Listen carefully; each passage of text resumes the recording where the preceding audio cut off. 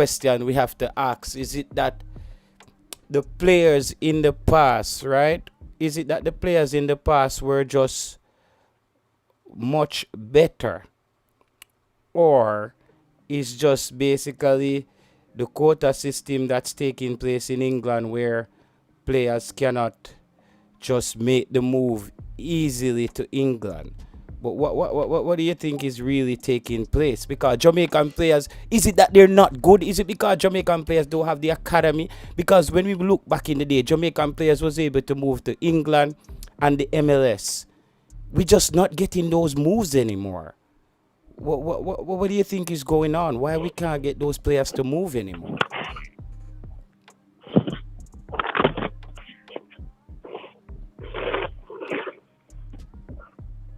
Yeah, Um, I think it's a the double. I think it's a the double. yeah, Issa will be back. Yeah, I mean, yeah, as me say, it's quite a few players used to play in the MLS. Um, years back in a sense. I mean, some would say that the players back then would have been better, as many older Jamaicans tend to say that, back in a few them days, the schoolboy football players were better. Them always said the JPL players were better. And them said that the players that would have played in the MLS and, the World Cup team would have been better than any player that we have now to a certain degree. So that might be a part of it as well. But it does seem a way, life is a weird thing. The less resources you have to a degree, you find that the quality is more compared to when you have more resources, the quality is less in some sense. You look at music now, when we never have much resources, maybe 10, 15, 20 years ago, the quality of music was way better compared to now, right? The message was maybe a bit more potent or a bit better compared to now. So for Jamaican players right now, not going to the MLS and that type of thing, which I think you have some that Is it in a thing some that they're sense not might. good enough? No, I don't think it's a thing where they are not good enough for the MLS. I think a part of it is them being sold a dream of going to Europe. You know what I'm saying? And I don't think they are good enough for Europe for the most part, especially where people want to send them. So I think we kind of jump the gun a lot of the times where we have never used certain leagues as like a building block to eventually reach the destination. It's like how like a boss would go like Belgium and those places. That's a building block in terms of development to eventually reach to France or reach to Russia. And he had chances in which clubs would have been interested in him from England. I think Watford was a club at the time, right? Bailey would have went to Genk again in Belgium. That would have been a building block for him and his development. Then him go Germany, then him eventually reach the Premier League, right? Oftentimes you look at our players and it's like, oh, yeah, they must do the championship or they must do the Premier League, but are they good enough? No. You look at the MLS in recent years, the MLS is a building block for a lot of players eventually So moving to you're saying that Germany the play or were moving to the England. players in the days of Walter Boy and those guys, were they better? There was a better development taking place in Jamaica, because or was the schoolboy system better, or was the corner league better? Why were those players? Because remember, Whitmore them went to England, Walter Boy them, but now we just can't hear of any Jamaican players. Omar Daly, those guys went to England. Why no more Jamaicans can't move anymore or go to the MLS? Like it's either USL or the Canadian League, or you end up in a one country, in a one league where we can't pronounce the name. Well, honestly, I just think, back in them days, when you're just good, and it was evident. When you could just do something off the cusp or just come up with something out of nothing and just be that brilliant. People tend to look at you and they would be interested in you, right? How many players right now from the JPL you can look at and say, you know what, even if we just throw you in an environment that is bigger than the JPL, you can do it to some degree. Not many, probably not even one. You know what I'm I saying? think Chuck and Boss would disagree with you with that. Where back then, you could have take a baby gardener from out of schoolboy football, and you could have find certain players from the JPL that would have eventually left, and then would have go to MLS or them would have go to JPL. I mean, go England and them still do it to a certain degree, and then eventually them adjust and become better, right? Which, well, I mean, you have Richard King in recent years, where did leave and go. But my boy, the Pepe good this now. Which club in the go again in England? In a couple clubs in England, don't.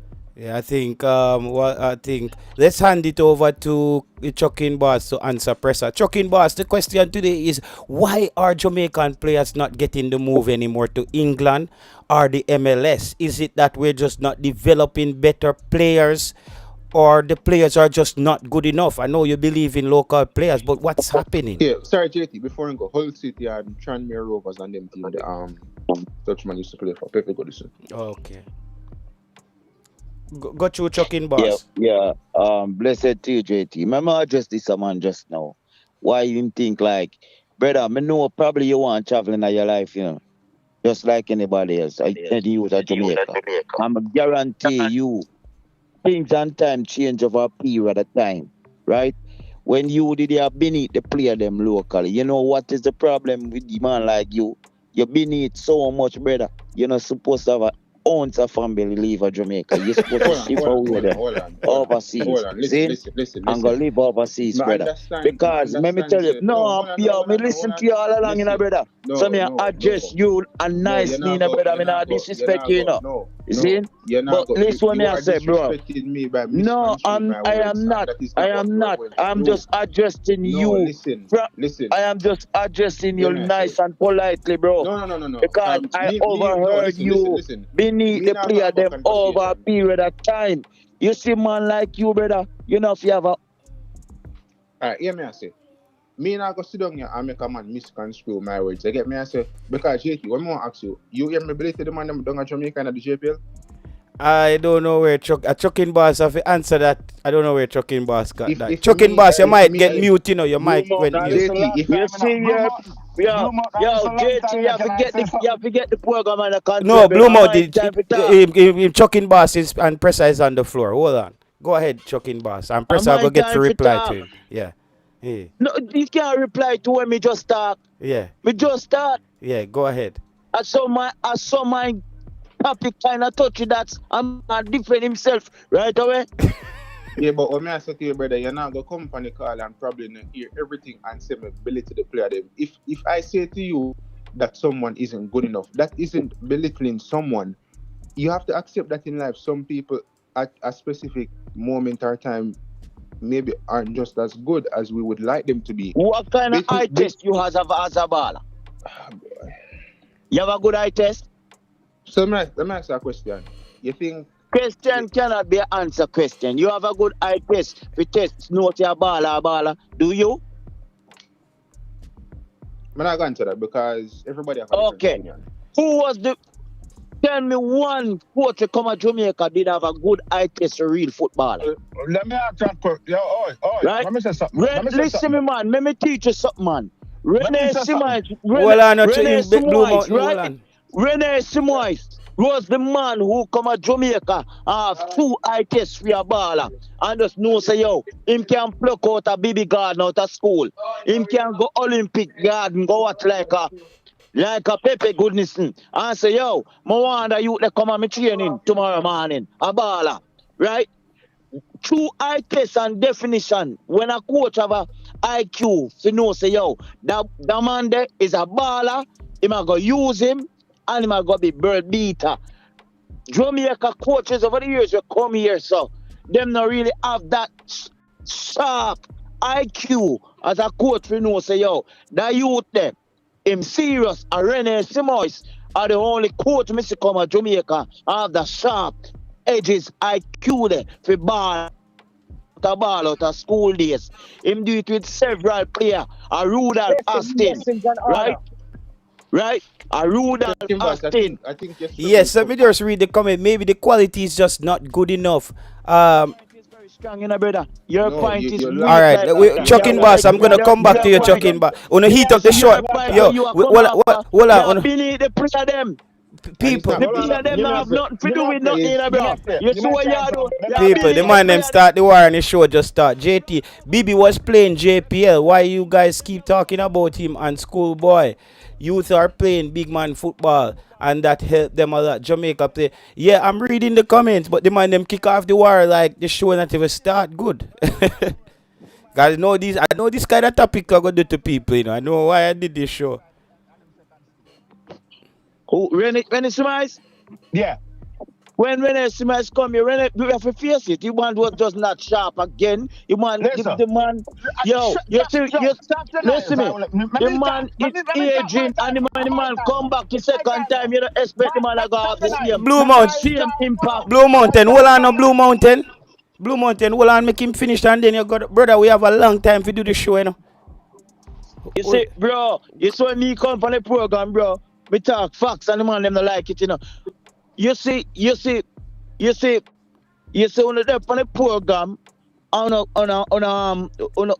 like for put down the local players and they don't have the same attitude for the overseas flop them will come here come play because they are absolutely flop because for the last 25 years you guys are absolutely trash baller from overseas.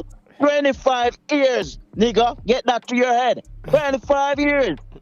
25 years, man, and nothing happened. And you guys come on this program day and night and talk about overseas player. If I should invest in something for 25 years and nothing happened, and you gonna tell me, say, overseas player this, overseas players that, bro, get a grip on yourself, bro. It's not Yeah, happening, bro. They are not First good enough, trucking bro. boss, trucking boss. Yo, you So see what No, I'm trucking it's boss. saying? determined. Hold on, Let me ask something real quick. determined. It's Let me Blue ask Mount. something real quick. Listen, determined is Blue 2 minutes. Mountain. Two People, minutes. how we gonna do this show, right? You see the person when me stop, where answer the question, you let him go after the person finish talk. And next man, nobody has jumped the line. All right. So So Blue my Mountain time then. wanted to so All the right. question I'm posing to the comment section and everybody on the panel tonight is people. Today is why Jamaican players are not getting the move anymore for the English leagues, even the lower leagues or the MLS. Is it that the players back then were better, or our players now are just worse? Or what's happening? All right. I'm gonna answer. Let me kinda run through certain things. I talk about Simois, right? Simois came Jamaica at a point in time. Jamaica had a unique set of players, and it always happened from a certain era to a certain era, right? I mean, I go back to my 60s because many people don't know we had players who went to England, did good in the English Premier League. That was before Lindy developed, I mean, I talk about, you know. And went to AC Milan and flop at AC Milan. His name is Brissett. Look him up. So every era, Jamaica always produce some good set of baller. Coming up to 98, Jamaica had a special set of baller.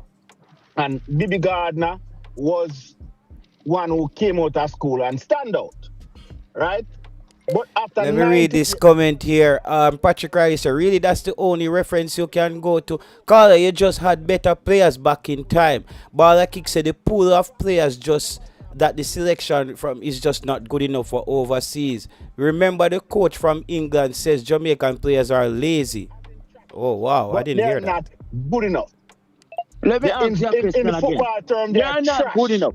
When was the last time you saw a local based player start in a Jamaica team where you can say, Yeah. apart from Richard King, where you can Me, say, yo, them and not where see you Leon can say, Bailey start. star, Me not see Leon Bailey you, start.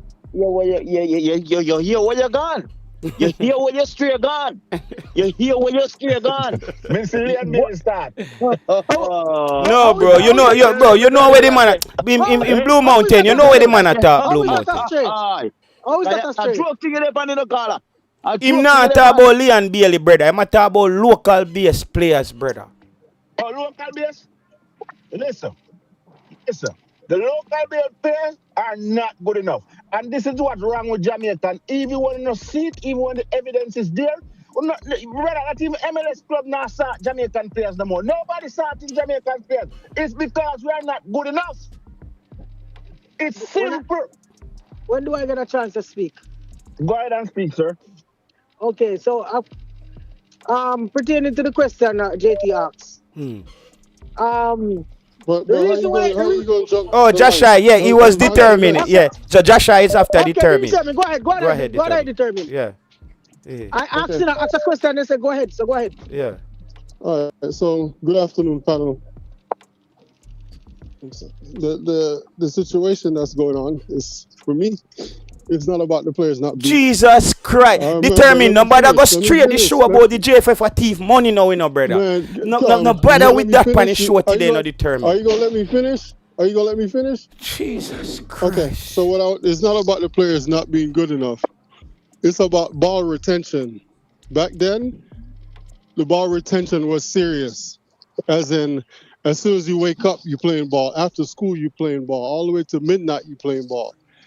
That's not what's going on these days. There's so much other distractions for these kids. I remember when Craig Butler But came, determine that's what makes us not good enough. Yeah, explain and why that's we're what not I'm good saying. enough. I remember when Craig Butler came out and said, "Listen, this is how I'm doing the academy.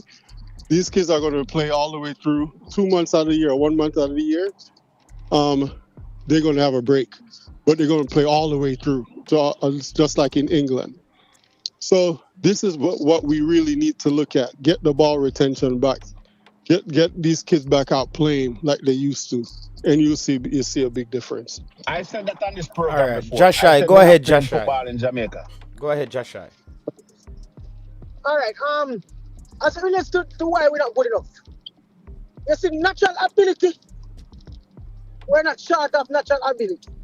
One of the reasons why the players are not getting called or getting any contracts, it's because of the return of the previous players that got contract, right? They keep coming back. So what that shows us really is that tactically our players are not aware. You understand? So the game has adapted and changed, but the system within Jamaica, the coaching development within Jamaica was stagnant for too long, right? So they got contract based off their natural ability. And let me tell you again, Dunce people, it's hard to learn football tactically. Skills alone can't make your transition when you go overseas. So that's one of the things why we not getting contract these days. Because if it's natural talent, it is there. But tactically, when they go But over there, Joshai, they some cannot people would adapt. have said like man like Messi and Balotelli them dunks. Like in like school book work on this. No, what proof they have? Don't how? Don't how? No, Remember but that? those guys Remember, are remember highly that intelligent, JT. tactical. Remember that JT. Me understand Remember what I say. those players was in a system or an academy that they learned tactical. They learned the tactical football from day one. Right. That You is true. understand? So it's like repetition. Late bloomers like our players that go overseas and get contract. Bro, it's hard to teach big people things because they're married to what they know. So I think that that is one of the factors why we realize that they're not working our way in terms of talent. You know what I mean? Yeah, somebody That's say my take. somebody just say excellent point. Let's bring in Mikhail. Go ahead, Mikhail. Yeah, man. Morning, everybody. Morning on the panel. I just wanted to say, just want to jump off on Jay Shai point because I think it's important that we look at the tactical side of the game. Can a local player understand what it means to press in a triangle, or what does it mean to drop back an extra man, or can they interpret a formation change? Can they interpret when the play is being switched? And it even goes to our coaches, right? The game has evolved so much over the years where kick and run is not the style of football anymore. When we look at our local club players, when they go into the Caribbean Cup, right? You see the players like for Inter Miami or even an LA Galaxy, they're playing triangles around them. The play has evolved to the point where it's not just about you being the fastest and strongest and quickest player, right? In schoolboy football, because that's all well and good, But when it comes to actual professional club football, those are the type of things you have to be able to be taught. You have to be coached. Pep Guardiola speaks a lot about players that are easy to coach, right? Because you can have a player that is very talented, but is very difficult to coach. Yes, facts. And that leads to ill discipline sometimes with the player. And I think a lot of our players, they may be physically strong, they may be fast, they may have all the skills, but when it comes to being able to be coached, that is where I think a lot of the players kind of fall short. The other thing, and that also leads to the discipline. A lot of our players are just not disciplined. I think the chairman was talking about that. They do not have the commitment to sit and watch a football match for 90 minutes or another game after that for another 90 minutes to check and look at their mistakes. And if a coach is just point out the mistake, you know what them going to tell them, say? They're going to probably say, what am I talking about, man? Me a star. Like, you know, he'll go back to his community and them say, and they will just say, man, you don't know what I'm talking about. Every man at Jamaica, but you can kick like a ball for your shift 2 man, you know, McHale, your name, exactly. Your name Messi. Let me continue a little bit on that aspect. All right, JT, if you ever notice, you realize there's only a minimal amount of people who come and speak about a player who does the work off the ball. They hate that. You remember one time, Joshua, and this show is gonna be amazing, people. This is why I'm telling you, people. These are the things that I enjoy talking about on YouTube, because it's like the boring player on the field where nobody wants to talk about that. This is what these kind of shows are.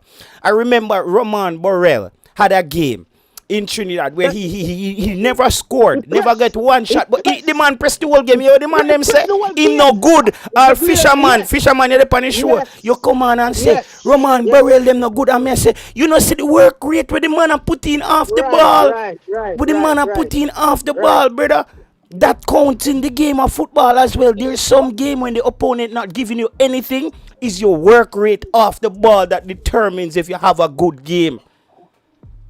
Also, JT, you see, in vice versa, in another example, even you see, it show up in the coaching selection the other day, right?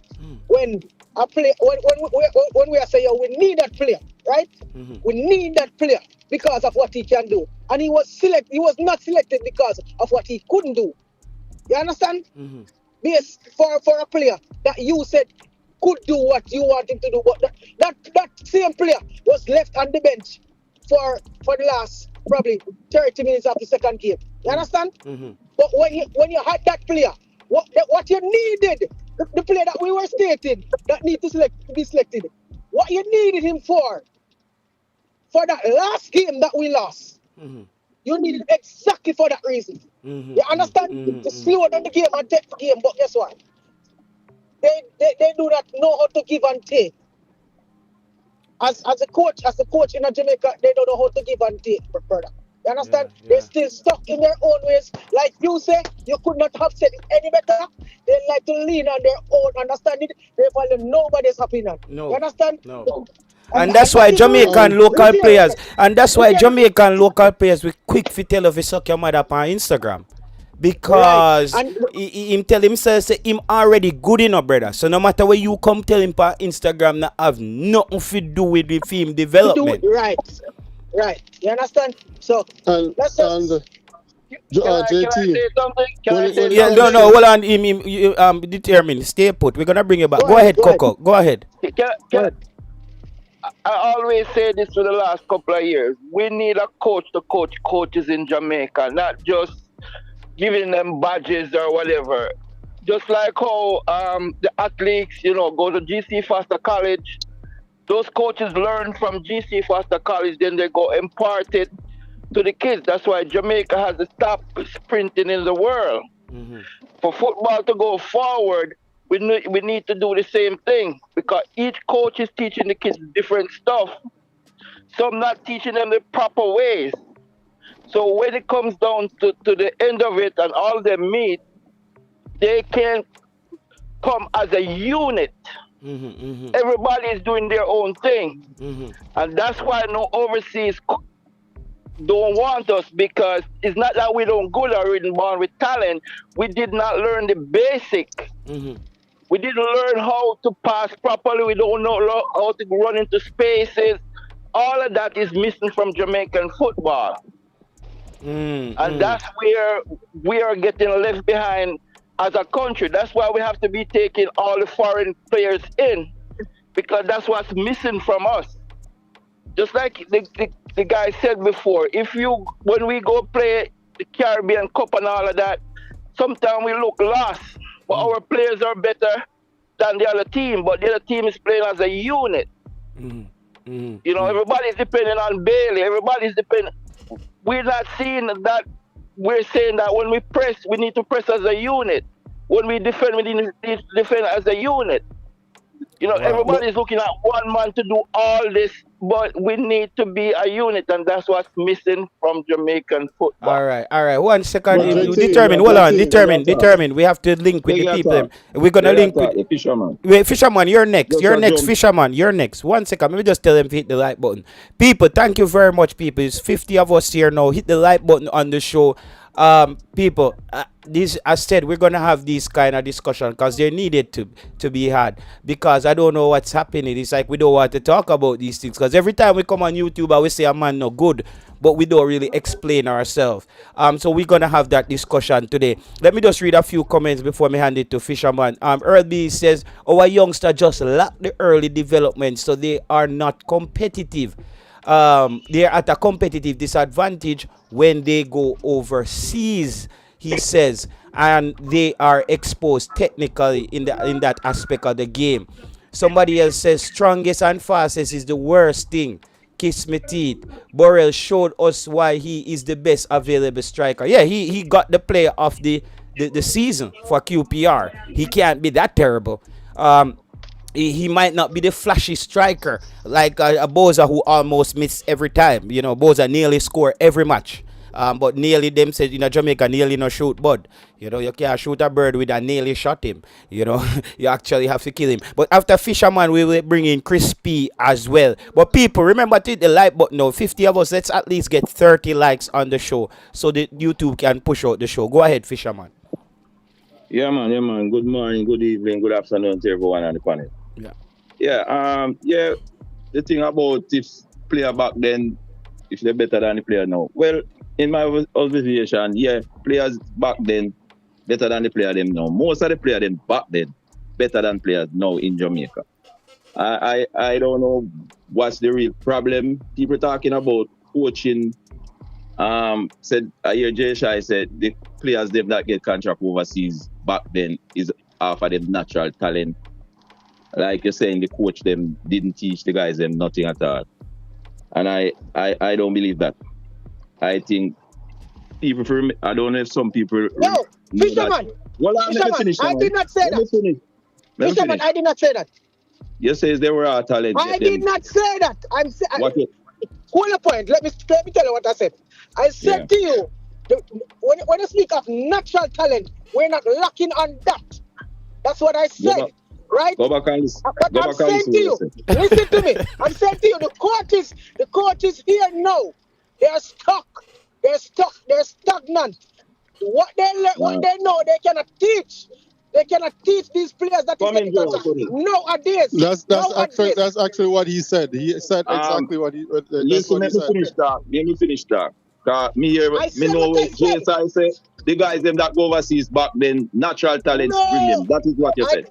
Anyway, let me finish. Because me have the something I'm kind of busy. Anyway, as I say, you have man like Jeffrey Maxwell, go to Brazil back in the days, go on coaching course. You have Carl Brown, go to Bolton Wanderers. You have even the coach coaching Tivoli now from Arnett. He go to Brazil. So you have coach that leave Jamaica style and go and the courses overseas. So people make it seem like coaches out here don't know anything. But I know I don't buy that. And I think you have a whole lot of youth used to come out of school. Meantime playing schoolboy football, the Hector Wright, the whole of those guys, the Walter boys make the national team from school, playing schoolboy football and playing for the national team. Fisherman, you're making my point.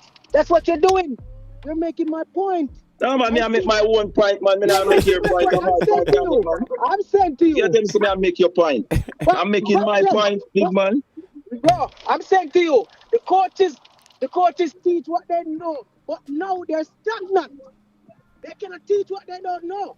And that's where the problem lies. Anyway, as I said, as you say, yeah, players back then, as you said, the Samoans come here, take Ricardo Garner was playing Major League, and he watch him in school, take him from schoolboy football and put him in the national team, and the rest is history. These players nowadays, I think attitude-wise, I think that is the main thing that killing these players, attitude. The attitude is stink. and nobody cannot talk to them. Them get a call up and them feel like them is the best thing Yes. since sliced bread, and them Yes, don't take telling. I was saying That that. that is the I main was saying that is the earlier. main problem. You know, I don't think them not getting coaching. They're getting coaching, but I think them don't listen. And as I said, as them play schoolboy football, them score 2 goals, them feel so them reach where them reach. And I think that is the biggest problem. Attitude.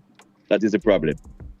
But see, the thing is also, right, when you look at how the migration of players, right, it's just like, for instance, back in those days, back in the 90s, coming on up, you have people more moving towards England. That's where a lot of these players wanted to move towards, and that's where the football was at that time. Now in this era, the football is more closer to the USL, breaking into the MLS. You have 1 or 2 players that move over to England, but majority of them is the USL moving over into the MLS, right? And this is where the football education is right now. Why is it like that? I don't know. But this is where it's going. It's going to get better based on the USL is getting better, based on the MLS is getting better. So the players, they're going to have to get better. But it's no longer moving towards England. It's more right close to our neighbor, which is the US. Okay, Fisherman. Fisherman, oh. I need to ask you a question, Fisherman. You're saying that there's good coach in Jamaica right now as we speak. Fisherman? Where's Fisherman? Let me ask you that question. Is there good coaches in Jamaica right now as we speak? There's good coaches in Jamaica. I don't know them, but I'm assuming I'm assuming there's good coaches. All right, let me follow up with the next question. Which coach on this planet? Which coach on the island? You see, you think any player, any club team from the USL go straight up to the highest league? Which coach in Jamaica you think can land a job in one of those clubs? Well, for me, you have to look at Jamaican league don't have that profile, that viewership to where anybody would see a Jamaica coach and say they want to hire a Jamaica coach.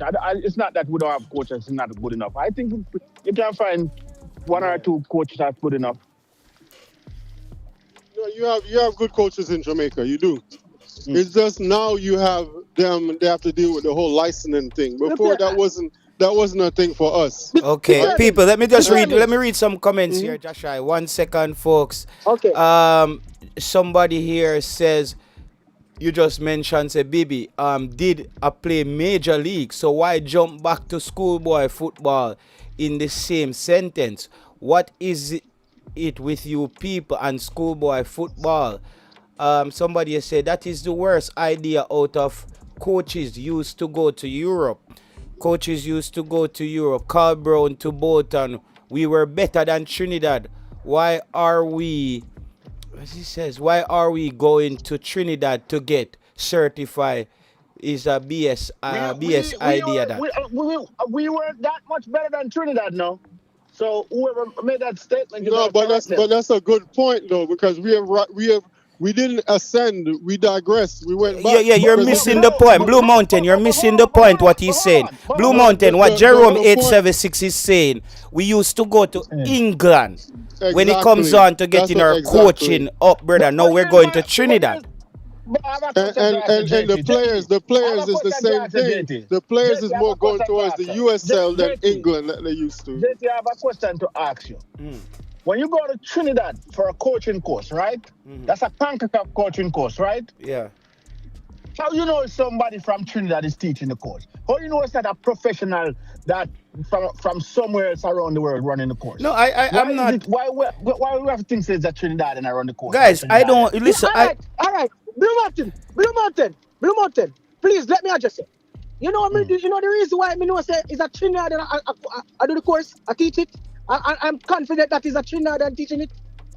Right? Yeah. Because, listen to me, Jamaica is better than Trinidad in football. We are ahead of them. We are progressing better than them. Listen to me, man. Bro, please, listen to me. Listen to me, please. The way how FIFA works. All right. Because we are here saying that we are better than Trinidad, right? But the way our FIFA works, if Jamaica was such better than Trinidad and Tobago, right? The program would be in Jamaica, not Trinidad. So you agreeing with me then? I basically have to agree with you because we're saying that we're better than Trinidad. But when I think about it now, we cannot be better than Trinidad. This program would be where the best footballing nation is in the Caribbean. Just right. Don't be disingenuous. Jason, don't be disingenuous. Jason, don't be disingenuous. But you're a big man. Stop that. Bro, the course stupid of Trinidad. Instructors are not from Trinidad. What is this? You can tell you that. So stop that. What is this? Because you're telling lies, brother. Because we don't rate Trinidad. We don't have to say. The man, Bro, I'm telling you more information than you. So we can tell you. And I stand to be corrected, but I'm not being just stop that, brother. The instructors are enough from Trinidad, brother. Jason kind of agree, no, Travis. Jason kind of agree. What is no, this? I'm asking you. You no, man. What is this? Listen, man. You don't play the man them certification, brother. Because you don't play the man them. I'm not downplaying anybody. Just right. I'm more than one time here people have said that 3 man ain't go to Trinidad. The instructors are not from Trinidad, brother. It's true, Travis. It's true, Travis. Them downplaying in the man them. Did you hear Travis? And Jason is one of them too.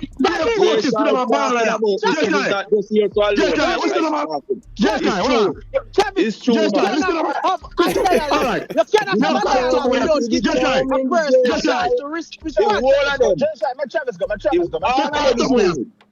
It's true. Me and Ricardo Gardner almost the same age.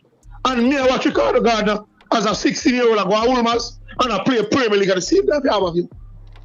Let me tell you. So he never play no Major League. I play Major League. Ricardo Gardner play the half of you from him as 16-year-old. In the JPL. I play for Ulmas at the same time.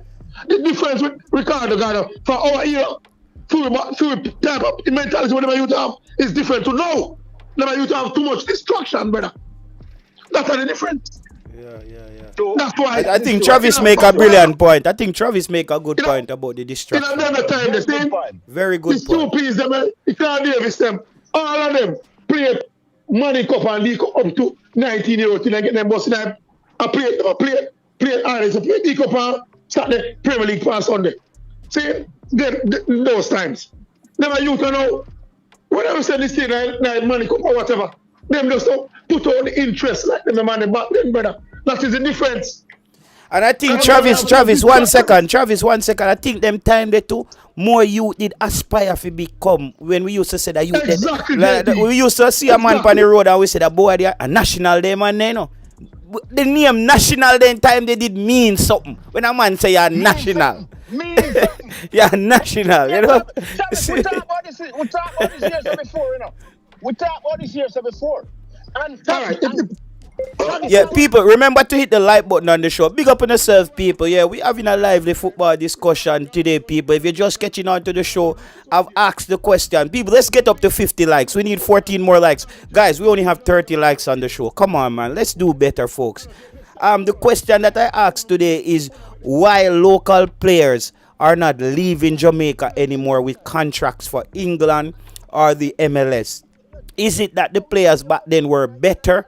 Or the players now is just not good enough? What is the problem? Why Jamaican players are not moving anymore?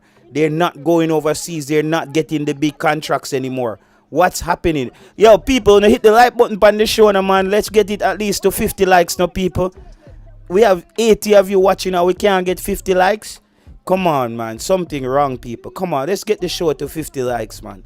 Come on, people. Any 14 individual just hit the show, bro. Come on, lot of you do work. You're getting some good content. You're hearing some good football discussion. Just hit the like button.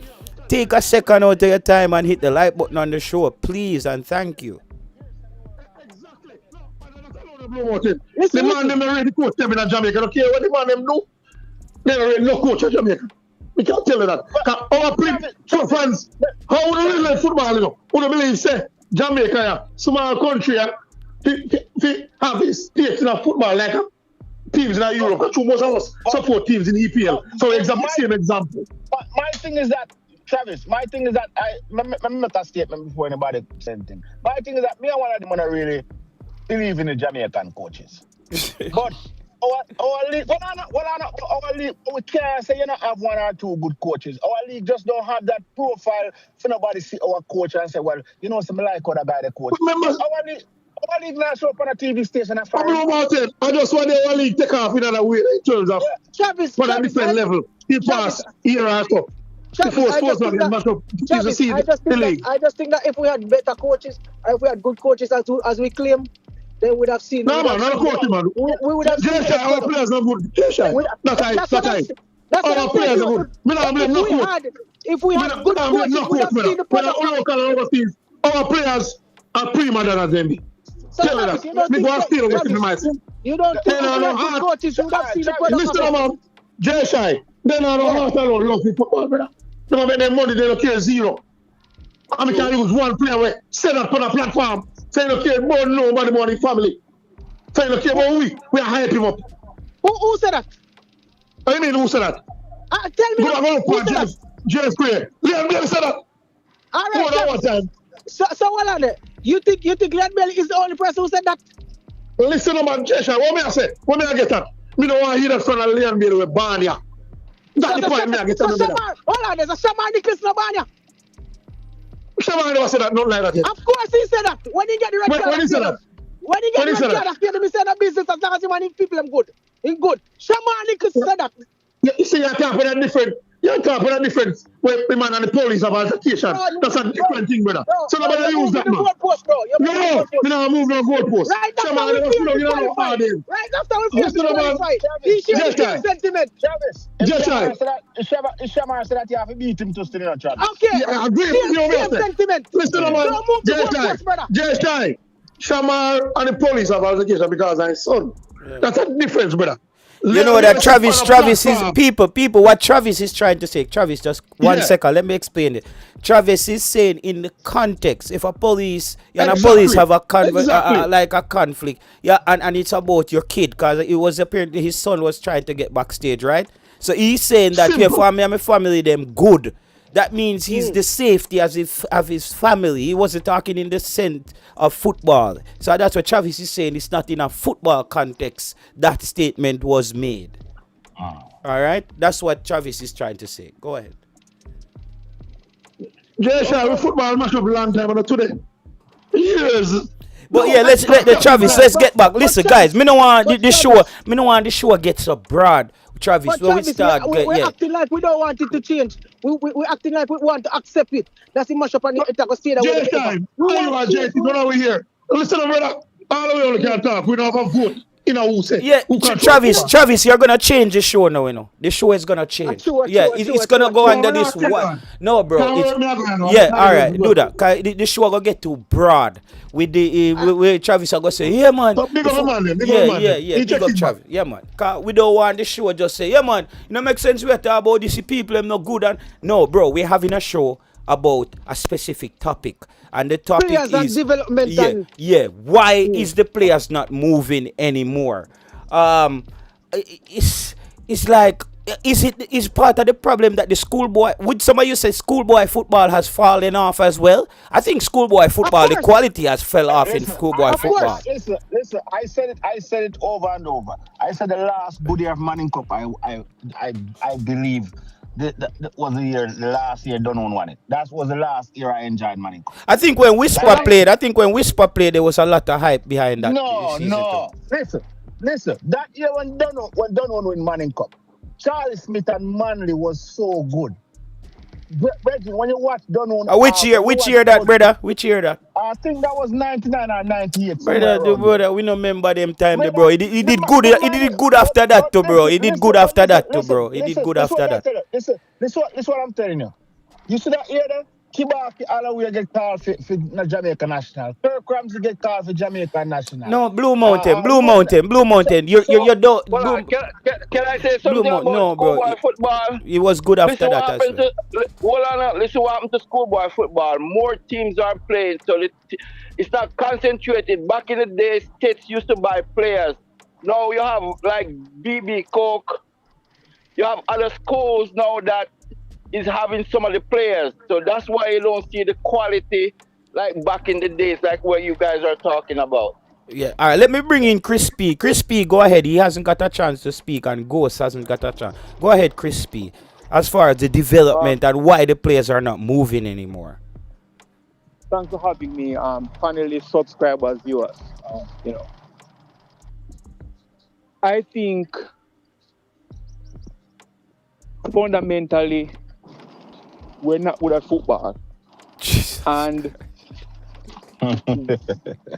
what occurred in 1998, that generation was an aberration and not the norm. And Right. we are using that generation as a blueprint for Jamaica's football overall.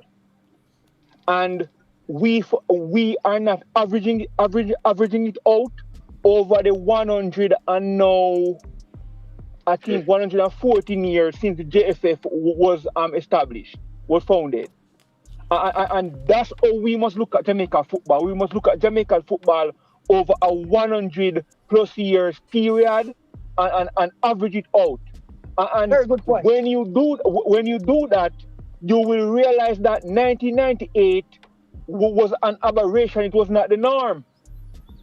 Right. Right? And once we do that averaging out, we see that what's going on now is the norm. No, but Crispy, what about a DR Congo who didn't qualify for 52 years and they just qualified now? Their administration, there is no administration. They're being run by FIFA. So what do you say about that? They still seem to get it together. So would you say they are not good at football as well because they didn't qualify for 52 years? Yeah, good point you raised. But you have to also agree that all throughout that 52 plus years, 52 year span, that country has produced Premier League quality players at a constant rate.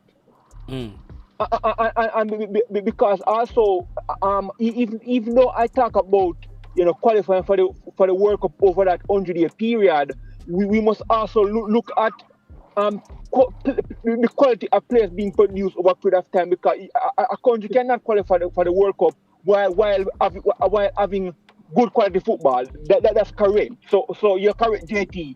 But you have to also look at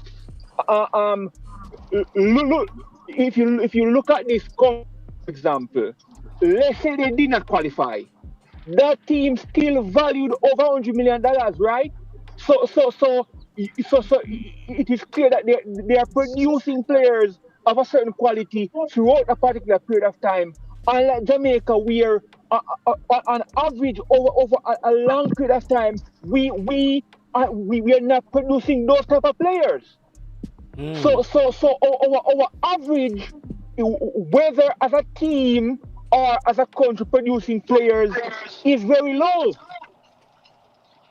1998 was an aberration in terms of qualifying for the World Cup and also in terms of quality of players produced. You are now tuned in to your number one radio and station. it's the reason why, because I have looked at it, mathematically, statistically, even in my spare time when I'm thinking about the thing, and this is the reason why I am so adamant that we must utilize the quote unquote overseas based players and the diaspora players, because Jamaica's average is not very good. Then we don't utilize them, man. We don't utilize them. No, we are not. Let me explain why we are not. What do you mean on that? Pierre, What do you mean no, on no. that? Okay, sir, let me explain. Let me explain. Give me a chance. That game against Curacao, on Curaçao's team, when that game ended, 10 of the 11 players were from overseas, born overseas. When the game ended on the Jamaican side, 6 of the players were locally born. So what? That means we are not utilizing our overseas based players. If we were, hold on, if we were,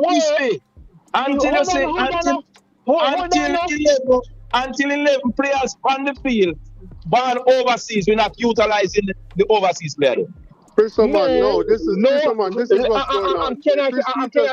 Chris just made a point a while ago, and it's what I said earlier. Can I respond?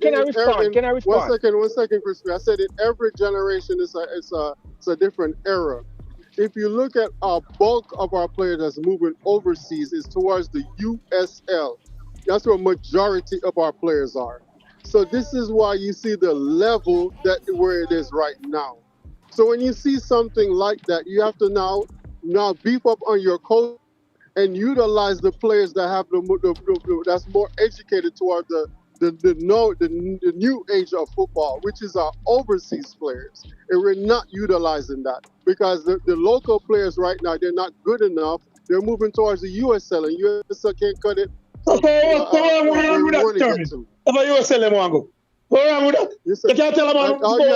you have to do, right, is look at majority of where all these players are going is in the USL. Majority of the players we have about 60 or 50 USL players right now that's playing in the USL or are playing on the bench. I mean, in continuing, we can't have it both ways.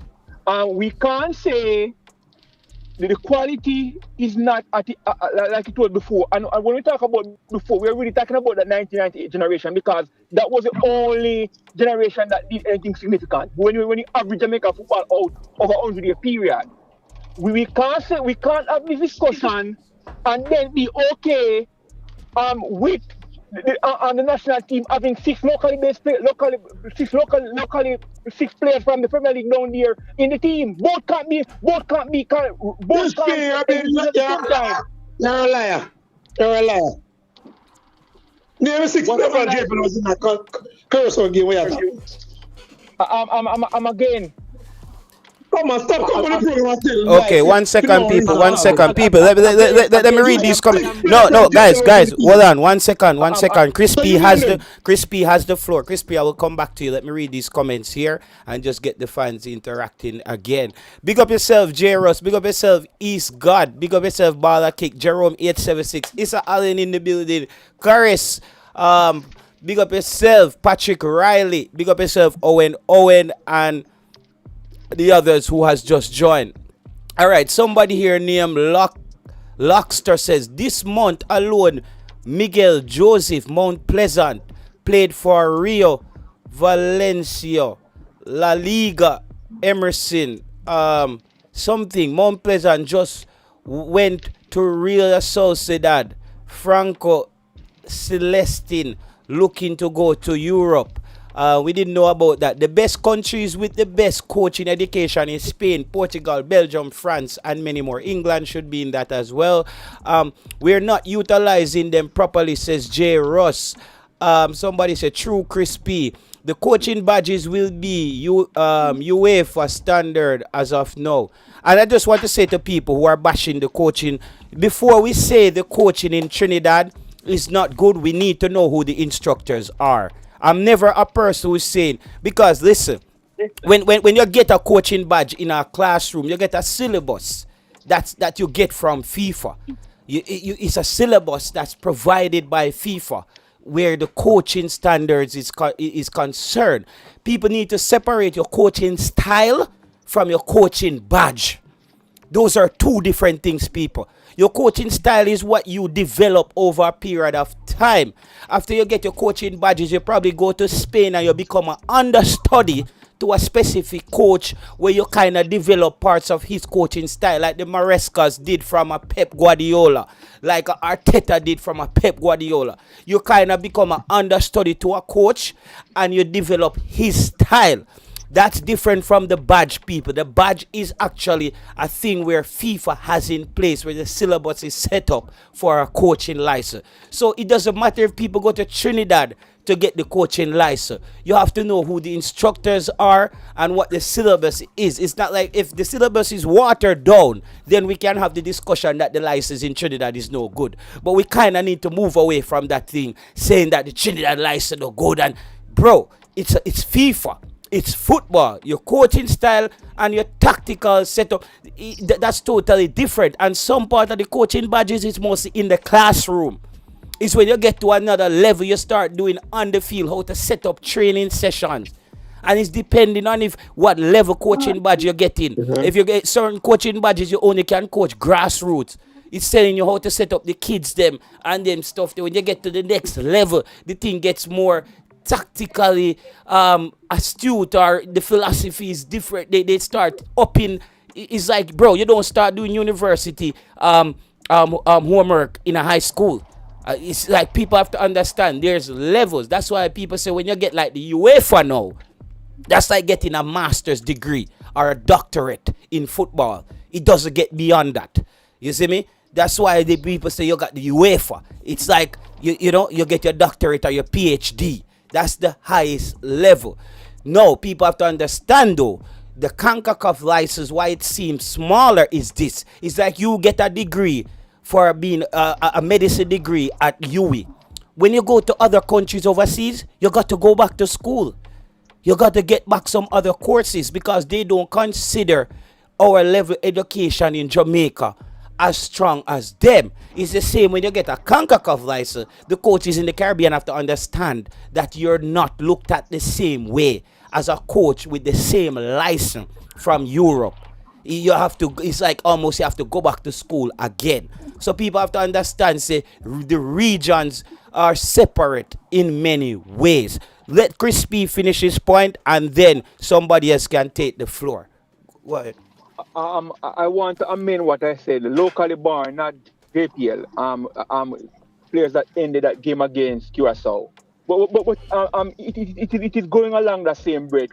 We have to be consistent in thought.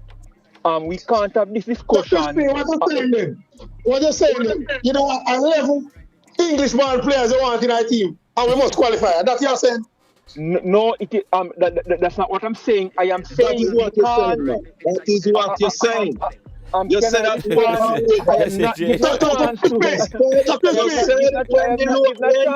the local band player play with the Englishman and then bring them down. That is what you said more than one time. That is what you said. Can I get a chance to respond to something for a minute or two, and then you got chip in because I am not given an opportunity. I am saying, we can't have the discussion about the poor quality of the local game and the football in general, and at the same breath, badger any coach who's coaching national team to look for diamond in the rough and to get some JP players. Both cannot coexist. That's all I'm saying. Right? But see, the thing is, that's why you're a coach, man. The thing is, Crispy, what JT just said a while ago is I think it went over a lot of our head, right? When he talked about the coaching badge, we always will be in this quagmire, in this foolishness, because we don't strive for excellence. We always strive for the middle. So we always trying to play catch up when it comes to education, right? The badge there in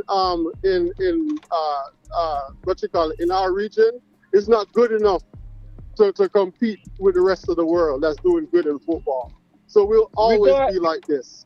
Yes, it's better than what it used to be, but in order for us to compete, we're not there because we're not doing what we're supposed to do. regarding trading corners. regarding Hold on, life and education. Can I ask you guys Hold one on. thing? Hold on. I'm gonna go. Let me ask one question. Do any of you guys know what kind of technology we're using in Jamaica to uplift the players, or if we do have any? I don't know if somebody, because I'm not really in Jamaica much. So do you, any one of you guys know if we're using technology to improve the Give us an football? idea of what technologies are you talking about? Computers, anything that you can use on the field in terms of technology. But to show the players Coco, how to run. what are you gonna do with a computer on the field with a player? Just give me an example. Listen, the computer, you have a big board and it shows the players where to be on the field. But how the player them are gonna see the computer while them they on the field, Coco? No, but you have times when you stop and you show the players where they're making mistakes. You're talking about so Coco, everybody you're talking about potentially having a tablet, and even in big teams, they're not recording coaching in training sessions. That's how you know if the players are improving. No, listen, you know, improving. You know how a player's improving is after a game, because you can be the best in training, but let me see you do it game day. Game day tip is what you go over. You go through your reps during training, Coco, and then game day you're evaluated. That's how football works. You don't know if a player is improving. No, the gentleman asked if them have them. No, Jamaica no reach them stage. We are them cannot get nothing, no technology to show no player anything. So we are in the dark ages. No, but what he's saying, though, he part of what he's saying is right, though. So, Coco, I think what you wanted to talk about is like tracking the players' progression. You know how, like, in games or in training, a lot of them will have on the little vests, right? You have the GPS vest to see how much ground they're covering, to see how many sprints. No, man. Hold on, Travis. I went back at one of his points, you know, so I also have to give him credit for the question. He did ask a valid question, because what he's saying is actually it's required. You will see they even have a thing now where you strap over the boot now to just tell how much ground the players are covering. The heat map, it pulls up the heat map of the player. Is that player holding down his position? How much he's leaking out of position?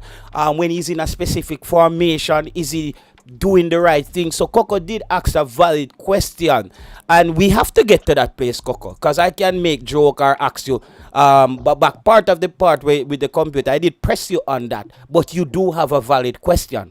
All of those things are needed. We can joke about it, but if Jamaica is gonna go to another level with this thing, because as I said, the only thing we're concerned in Jamaica is about, you know, is fixed road. Everything is fixing road.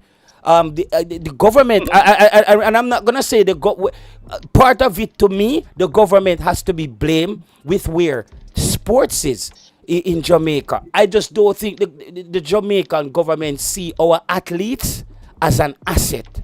I tell people that Jamaican athletes is like backside, brother. It's our oil. We have the talent, but with the people them in charge, they don't believe in our young people. They don't see our young people. That's not it. That's not it. You know, the thing is, when our players come out and speak, we don't support them. Asafo Powell came out and speak the other day, and they tried to cane this guy. And then after he come out and speak, about a couple of months later, you had 4 players that tried to win over to Turkey because of the same thing that he was talking about. No, man, the player them we are trying, the runner them we are trying go to Turkey. I just student can't win Jamaica, brother. Them just not good at Jamaica, brother. No, that's not true. No, that's not true. That's a lie. That's a lie. That's not true. So the player them where did they go to Turkey? The runner them, why make them now win no race? They went to two of them are going with them.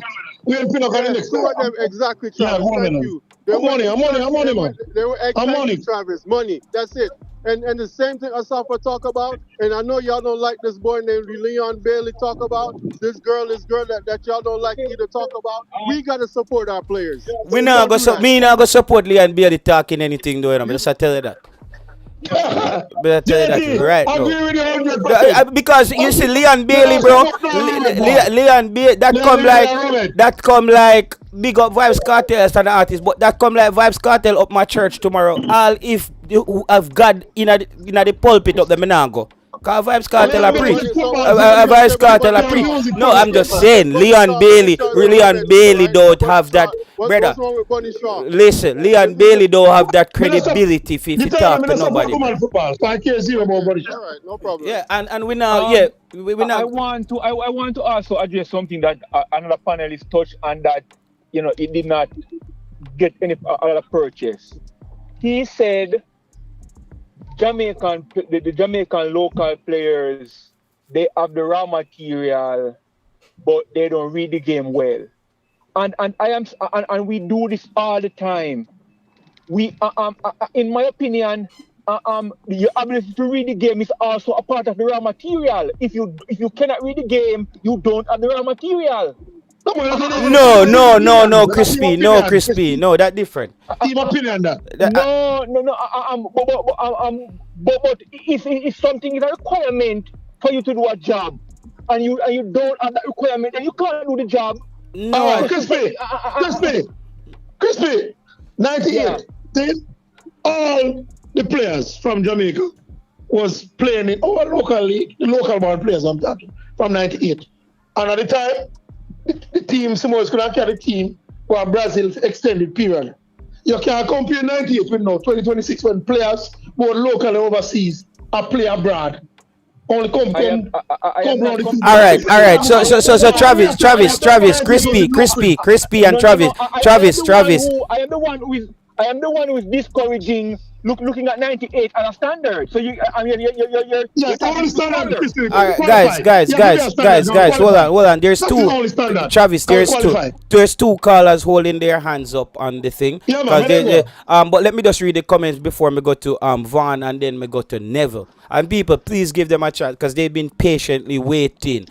Somebody here says Patrick Riley said Bailey is too toxic, bro. I agree. That's my problem with Leon Bailey. He's too toxic. I cannot take him serious. Leon Bailey cannot party before game and come tell me what's wrong with Jamaica football. You cannot drink NSC for your off season and injure every day and I come tell we we're not the right at Jamaica. He's just not the man, bro. You see me? I would listen to I would listen to a Ethan Pinnock on them Monday. And Mikel Antonio, some people who delicated. I would even listen to a Joel Latibo there and them mute because they just seem disciplined. And a Bobby Reed, Leon Bailey, them they are Jamaica with boom boom them on stage as them reach a Jamaica. Them can't tell we nothing, brother. We don't really have time to hear from those people. Him and Craig Butler do their thing. We just want him to just move on so we can move on with the team as well. People, just hit the like button. JT, see the hypocrisy the panelists highlighted. We don't support our athletes when they speak up. Man, I gotta say him don't care about women football, so Bunny views basically. No, he's not. Travis is not saying that, Jay. What he's saying, big up yourself, Garfield. What he's saying, he's not. That I tend to, why I'm not talking about Jamaica woman football, Jay-Z? For that simple problem. You see, if we talk certain way about the woman football, you're going to hear say we are misogynist. Travis, hold on. We don't do that, Travis. Because that's the problem why I'm not discuss woman football on the show too much. Because me as a person, I don't really have a filter. I may go say all the wrong thing. And then before that, me no want to see my face on the internet and fly around say this a vlogger, this up a Jamaican woman football. And when I'm not trying to diss them, I'm talking about football. You see me? Because if you're playing the sport, I suppose I can talk how I want. The problem if you start talking about woman football, bro, you're restricted. You can't talk certain way. You might get into problem. So I kind of just stay away from it. Go ahead, Vaughn. Vaughn, and then Neville will come in after. Just unmute your mic. Here, Crispy did mention, say, a part of the raw material is being able to analyze the game, and I agree with that to some extent, but at the same time, that is something that can be developed. So more just outright say because of the player intelligence, then it cannot be developed. And another thing is we can't retain the football in Jamaica in terms of playing a passing game. And we can't even run for a full 90 minutes either. Because me here mention about Ralph Ragnick with the Gegen pressing system. Them basically run the whole 90 minutes. Jamaican players don't have the stamina to run that. a full 90 either. So it's like we don't have the technical ability to retain the football. And we can't work the whole 90 minutes. Because if you look for our games, then we always concede like in the last 10 minutes of the game. So unless we get some players we can run a full 90, they're not technically as good, but then we work. What the real solution in terms of player development and the direction we want to take the football? Well, players who can run 120 minutes, not 90. Right, and how much players we have actually we can say at that standard?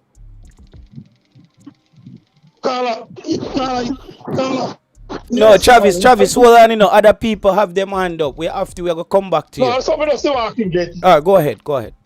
He must say, if players them can retain the ball, and you watch, when Moby the player catching on before he mash up, I watch Moby play the ball at a high pace level on good surface. We are retain the ball and I keep the ball for more than 2 minutes. No, we're not talking local league, We're talking national team together. Yeah, because at the local level, me see teams retain the football, but when it reaches at the higher level, our teams. And Vaughn, let me help you out, Vaughn, let me help you out. You know what me realize too? Why they're able to retain the ball at a local level? They got more time on the ball. They take a 3 touch to control the ball. You see, in the international game, you don't get that time to do that. Cause me watch all Waterhouse them and them team they play and them look good on the ball. But if you look how much touch each players get, but for my coaches, them play 1 touch is enough. No, it's not. And Travis is right, because you look at what's going to save Jamaica football is these academies. You look at Mount Pleasant and the way that they play football is proper, is getting there.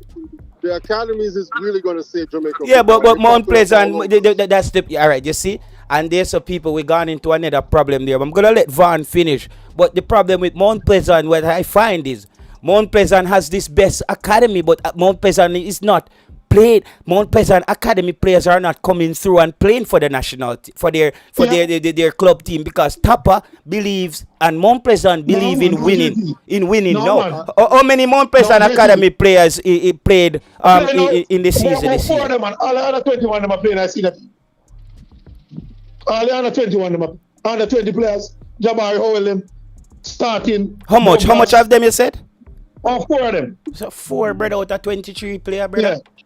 Come on. No, man, not 23. No, JT, but about 23 more players in the other 20 team. I tell you about the 4 I'm sure of. Then Waterhouse have for them Lyle them and a player they see that in Burger them. No, but what I'm saying is if you have an academy, I know every player gonna make the U20 team, because some of them are gonna be at different age.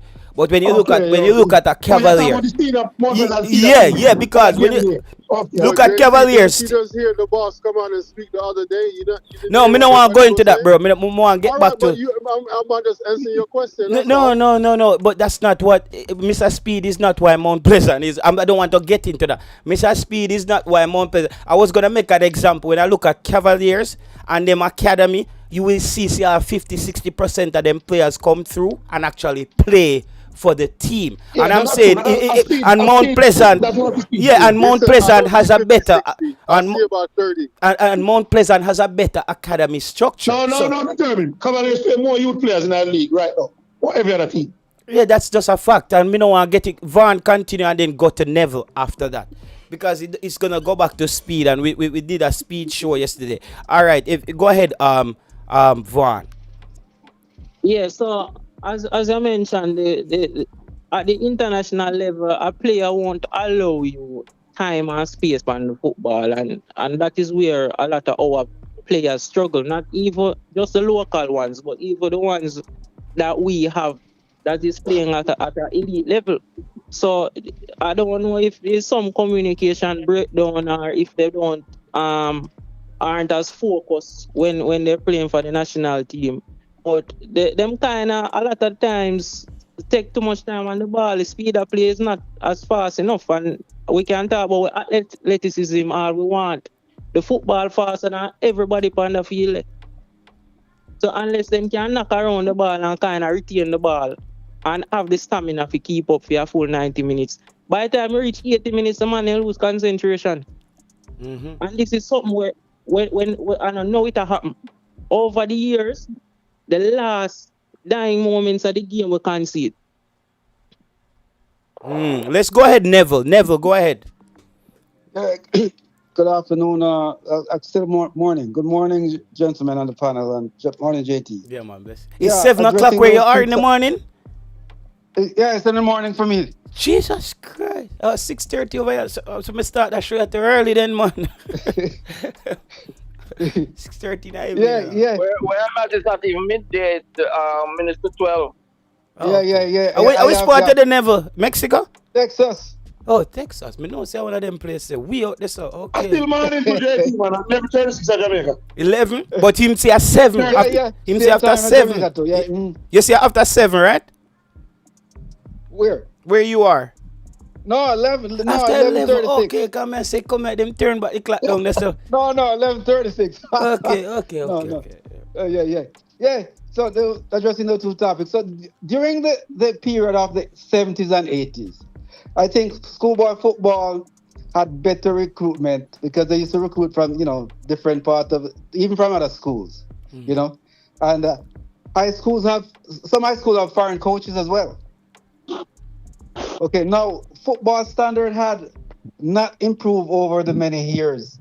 Looking back and where we are today as far as our Jamaican football players' development aligned with our coaches, basically we have been stagnant.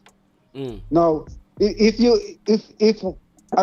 seems like if you look on different countries, and I'm gonna use US and Mexico for example, in the IS League, Championship and Premier League, a number of a huge numbers of Mexican players in the Championship, so as US and Premier League versus Jamaica. Now, if one could think if we are so good, right? We see 1 and 2 players in the Premier League and Championship League, born Jamaican, over maybe between like a 10-year span, or not many. And when they do enter the league, they're not as good as you stand out. Like even Mexico, will score 50-something goals in Championship, Premier League 50-something goals. So we are not at the level. And I agree with some of the panelists that mentioned about our football standard today. We are not good as we think we are, and we cannot compare the Caribbean with beating up on Caribbean, because when we finish with the Caribbean and we go in other countries, other than the Caribbean, we're not seeing that we can play football. And as far as whether we play one touch, 2 touch, we're so slow. And the thing about we are not. Why would you say? I would say we're not disciplined. We don't work out. We don't go to the gym and extra work at the gym. It seems when football is not in season or when we don't take care of our body, we're not disciplined in that. So therefore, when we go at higher level, we have a problem. And as far as going like 90 full minutes, yeah, you could go 90 minutes good in on a ball control when you're playing against the Caribbean and the Jamaica League. But when you go out of that, when you have seconds, it's to respond, to football. You hold the football, pass football. You're not able to do it. And if you don't control the ball and can actually control the ball and hold the ball to get rest and going full blown, 100 miles throughout the game, you gotta get tired. Yeah. So and that's what team do to you, wear you down and beat up on you. I never listen to Poland. Pardon me? And then Neville is from Portland. Yeah, man. I mean this. Oh, well, you know, say you're two teams, them I tier two are so not going nothing at all though. Okay, Neville, yeah, and Travis. That has to do with anything. Neville, yeah, make call Travis off of the line, and then because the show will go. What does that do with anything? Yeah. No, because you have so much talk. Looking back in those days, listen up. Tell me, is Never matter about no, part of the Jamaican football team? Never. That's about no. And if you have your parish. But that's not. But Travis, that's not the discussion right now. We're talking football here, and I'm not specific. Yeah, never. Don't leave off of the track, all right? Stay on track. I want to continue. I'm going to bypass that. Yeah. We talk about that some of the time. Yeah. So basically, what I'm just saying, and I'm looking at from my time during the time back in the 70s, 80s, and I see football where we are today and what's going on. See, as a little experience with that, I'm seeing we even Goldberg. We have 2 white coaches that teach field, and they go elsewhere to even coaches, and then we had a Jamaican-born coach that actually learned from him, because even before then we couldn't even head ball in the goal. We just using our foot. And we have this coach was a good in header, and it taught us to head ball and goals, and so during that time. So I'm just saying, no improvement here. You looking back, look at Jamaican teams, Jamaican national players, right? Jamaican football players. How many of them in the highest league compared to other countries? And if they do enter the league, how long they last and how they're doing? So we're just not as good. And we are far, far behind, gentlemen. And we can our personal feelings. We love our country, we love football. But you cannot. It's just like you cannot love your kids. Example, right? Your kids are doing bad in school, and you're shielding the kids because at one point when the kids become adults, they're gonna have problem. If you got to groom them and prepare them for society. So we cannot be our pride and proud and keep believing, and denying that we're not as good as we want to be good. We earnestly be there. We want to be, but if we're not good, gentlemen, we have to admit that we're not good. Because if we're good enough, if we were good enough, country hard, man. Football alone can't do it. Wait a minute here. We are poor good enough, we would have been in those high leagues, and would have been performing. And tell me how many Jamaican players are performing in the highest league today, or 10 years ago. 1 and 2, barely 1 and 2, maybe. Well, let's bring in Travis. We are bringing Penny. Go ahead, Penny. Penny, if you want to add something to that, to development. And people, let's just reset the show a little bit, people. As we said, the question is why Jamaican players are not making the move anymore from Jamaica. Like back in that era of around the 90s, in the 90s, when a lot of Jamaican players were moving. Even the MLS. Remember one at the time we have Ricketts, them, Taylor, them, Marshall, them. Those players were in the MLS. Jamaica, the MLS was like our backyard. That thing don't happen anymore. Go ahead, Penny. All right. Bless up, gentlemen. So funny enough, Travis, I never bring up so while you guys were talking just now, I popped up and I checked Renee Simoes respond to some question he was talking about at the Mount Pleasant camp. And I'm gonna read briefly what I'm saying, and Travis, listen to this though. Him say,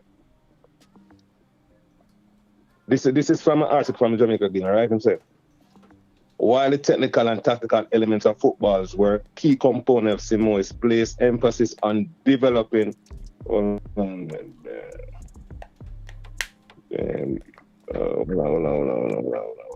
Thing just slip out. And this is from the Jamaica Glean, gentlemen. Hold on, sit here. 1 second. You are now tuned in. I think this is very radio important. Station. Come on, article. Yeah, I'm saying. Let me start again. I'm saying, while the technical and tactical elements of football were key components, Simoes placed emphasis on the development the mental side of the sport. And here he believes it's critical for Jamaican players to reach the next level. So this is why I tell them about the cognitive intelligence, emotional intelligence, and also I told them about spiritual intelligence, Simon explained. And I'm also going and say, so when you can work this, the players, they can learn fast and they can change their behavior related to football, to life, to everything. It's not only football, but everything. So basically, this hit the point by everything we are talking about, the guys are discussed today, with the players in Jamaica. This basically is where we're lacking. We're lacking a lot of this, and we could have talked about coach, and we are talking about the players them know. Are the players make the coach good, or the players make the coach bad? So from where Renee talked about, I think this we have to get to the level, and this have to start from not just the JPL, we have to start from the high school or the primary school. From that level there, I believe we can formulate and bring it to the next level. I bring it to the professional level of going overseas. But if you not have a development, it go hard. And Renee Simmons touch on it, and this is very important. And I say that to say, if you check some players right now, some young players in a Money Cup, their mentality towards football, they might play the football, but their mentality is not there. They don't have the ability to go pro. You ask them what they want.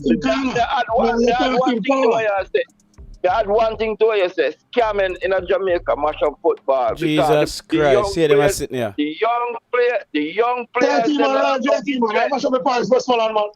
I tell you that. They don't have no interest because they say figures they can make more money scamming. Exactly. And I'm tell you that too. No, listen, so, Coco. Guys, Penny has the floor, you know. Penny has the floor. Everybody got their chance to speak. Yeah, Brethren, you know one thing, no one man jumping on the thing, Brethren. But you hear that something there, we are talking about something different than scamming and them just the man them want to reasons, Penny. No, bro, it's not. We don't want to turn off the show down there, sir. We're not scamming, brother. We're not talking about football. We're not talking about money and them things. We talk about cognitive intelligence, spiritual intelligence, emotional bro. With scamming coming at this. Brother. Scamming. Because that's a part of it. Coco, drink a cup. Coco, drink a cup of tea. Coco, on the top. Coco, just listen, guys. Travis, the man attack on me. Una cut off the man. I wanna tell me what you want to tell me. Say, Anima make a point where Renee Simoes, as a coach, I tell we say, and Una go tell me something else. Me no want to hear that now, right now, brother. Where he's bringing the discussion, that's what I want to talk about on the show.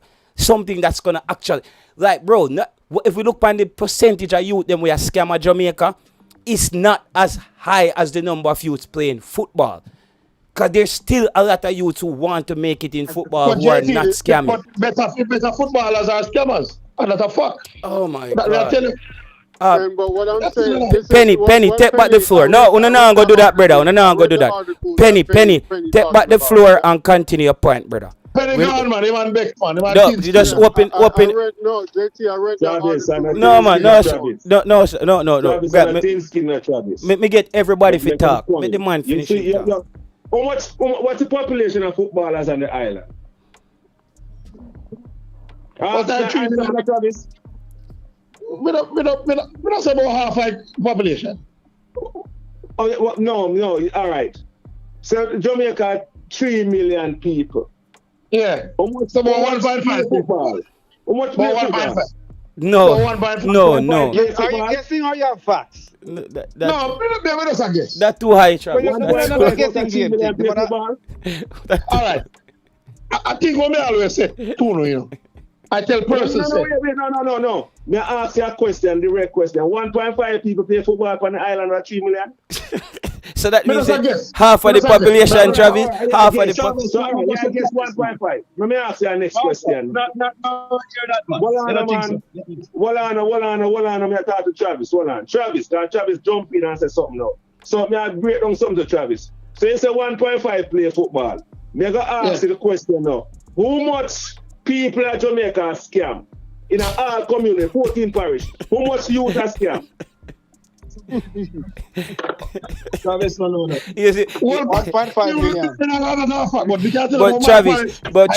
but Travis, you see how me I save, Travis, you see how me I save, you know? Cause me know so me go down a road when I can't back up on and say. No, Travis, I'm telling you, Travis, this is how a high level discussion goes. When you're cocoa throw out scamming now, you force us now to start pressing no on numbers. You now go have the numbers, them brother. But exactly, then you can't say the whole of the youth them we play football turn scammer, brother. You cannot say that then. Because you don't have the numbers, bro. I did not say all the youth them turn scammer. I mean, I say what happened is most of the youth them turn to scamming because they don't have the mental capacity like the way the gentleman that I talk about. It's like if you job too hard, then can't be bothered. So football, you have to get up and run a mile in time and do other things for help. No, that's not. Because scamming is easier. I disagree because I took my son to both camps, to Mount Pleasant and Craig Butler. And when I see the passion in those kids' eyes, they're hungry for it. They're very focused and what's the percentage? You understand? Hold on. It's not about stop the rabbit hole. Yeah, the man them want to take the show, bro. The man them determined to take my show, go mash up the show, brother. All right, me want something to say now. All right, we are talking about Travis. The man finish asking question. That's I'm not gonna let you no mash up the show yet today. No, you could have bad like a yours. You know mash up the show yet. But Travis. What you don't understand? I think when me call mash up the show is when you talk about something we're stray from what we're talking about. No, but just give my example of why I want to problem. No, but sometimes Travis, the example can we go on a Chilani, brother. And me don't want to go Chilani today. That's why I try to keep the show up on the main road. I try to keep the show at Kingston. Right up the side. You see me? But don't want to go over Chilani over in the bush tonight. Alright? So big up everybody from Chilani, people. Me love Chilani. I'm not calling your parish a bush, but we do farming there sometimes. Alright? People. Benny, continue with your point because they veer off. Because that I didn't even have that article that Renee Simoy, because that's what I'm trying to get the show for people to understand. That you see the classroom, I'm talking about this for years on YouTube. You see the classroom aspect of football, it is not important in Jamaica. The classroom aspect, the mental side of building up your psychological resilience that it needs to actually push yourself, to open your mind to the game, to do your homework. You see, like when you do all homework at school, brother. Travis, hold on, Travis, man. Travis, just hold on, brother. Please, Travis, just hold on, brother. I'm explaining something on the show. I don't want to veer off the show. I need to keep it in order. JT, I live near 4 football field and got a cow. I go to a cow, me see. Over there, not youths, says Jay. Okay. Half of the population, no, bro. Scamming, free fire, mash up football for true. Travis, I'm not a Liverpool fan. I think the MLS is better now. That's why they don't pick. Continue, Penny. And people, please stay on script. Please stay on topic. All right? Continue with that point, Penny, that Renee Simoy made. Yeah, so, but as Renee is saying, and does what the thing come on the 658 brother, yeah? You see him that start about him that make a point. So my bold stand point with what Renee is saying. And we on this panel we try to figure out why the Jamaican can't develop and why they can't. So these are some of the points where we try to show the man them and Travis them now. Travis, if you understand, saying it's much than what you believe, you know, much than what you think, you know. There are certain mechanisms we have to put in a football low in a Jamaica in order to get it to the point where the man them can compete. We can just talk, say, yeah, the man them this and you shun certain players, but what the difference between some of the players them where they overseas and some of the local players is the development where them have, the mentality where them have, the different level of things where them have. So I will touch on a spiritual aspect, just like what JT said. you can't Leon Bailey I got drink before a game. That don't make no sense. So you have to understand, say, just being a professional it's embodied a whole heap of things. So you them have to have this and Rene this and I doubt if Rene ever lose track of where I talk about from him take the team, Jamaica team in '94. I doubt if he ever lose it. I doubt it. It's the same thing I talk about. That is why him can help make Jamaica think differently and how they approach to the football. The youth same approach to the football. And the next youth the bridge talk about something where, what for me one of the things when me play college ball and me realize say in order to make it, we have to have speed, we have to have endurance. And at this Jamaican have an to be Travis, me go touch on your side of the neck of the wood now. When the man them a country usually come a town come play ball. We all say the countryman there wild. But guess what? The countryman is actually playing at a level than the town man them. The level where them play was much more intense. And this is what if everybody could have across the board like that, I think we would have a better approach to the football. So I think we need some mechanism right now in put from the school youth them come all the way up to the leagues in Jamaica. We have to have something across the board. And one of the things I believe is when we can't finish a game is you have to have a thing where them call name. For me, the Copa, I'm gonna say this over upon the show here. The Copa test for every team. From you have to play a Manning Cup to pro, you have to every man supposed to can do the pass the Copa test. And I think if you can pass the Copa test, which is a level where the man them use to determine if you're fit, I think Jamaica standard in terms of endurance will rise. And Penny, let me just add to your point, Penny. When Steve McLaren was coming in, that's what got me excited, And it didn't happen. Me I say, okay, Steve McLaren is going to get our players to train at a higher intensity level, and then we're going to end up playing faster. Because I'm thinking he's coming from Manchester United, where the intensity level, I kept using that word, intensity level was higher. Because I think Jamaica team, we lack the intensity. You see the 98 team, them with Paul Hall, them, the intensity level was flying, brother. The intensity level, if you go back and watch that game, even that old game against Uruguay, just look at the intensity that Jamaica was playing with. When JT done, that's something. Penny, all right. Yeah. We are going about your call some ball on it. We say the reason why we're not going to MLS because we don't know what difference, but we can give 4 to 5 players from Jamaica to play in MLS. All of them went to college. Darren Marshall, Sheffard Thomas, Carl Stevens, Julio Harris, Andrew Williams, Andy Mama Williams. Yeah. All those players get scholarship, play, them left Jamaica, play Manning Cup, and then go scholarship of foreign, and then get on world for years in the MLS. So the difference. Right. In our local Manning Cup and D Cup, he said to people all the while, D Cup and Manning Cup is extracurricular activities in school. Not every baller who used to play D Cup or Manning Cup will start up, will take it as a career. Because them they are school, so them can play football or cricket or whatever. And we start up over the years. Ashemar Shelton from St. George's.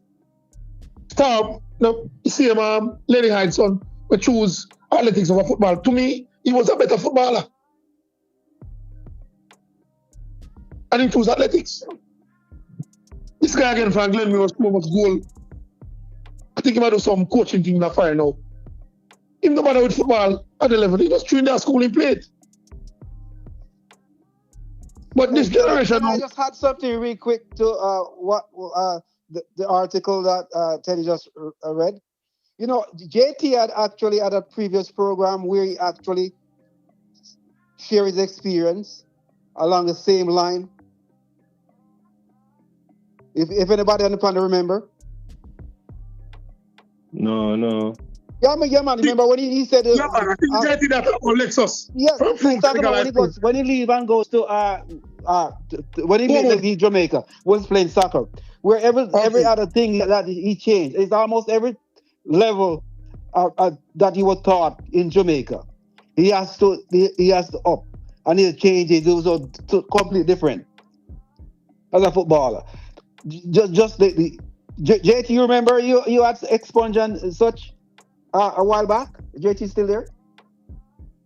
Yeah, I But remember this though. but Yeah, go never, ahead. I remember.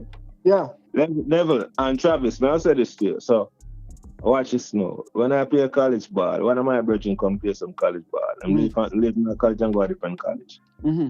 And actually, the college where I went to, at the time when he was playing there, one of them from Man City at the time, that was Des Walker, I think, signed, and immediately wanted him to sign him to bring him to the to the Premier League.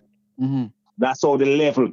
Just imagine the level that the level that is him step up straight up to the level where Des Walker can see him as a coach.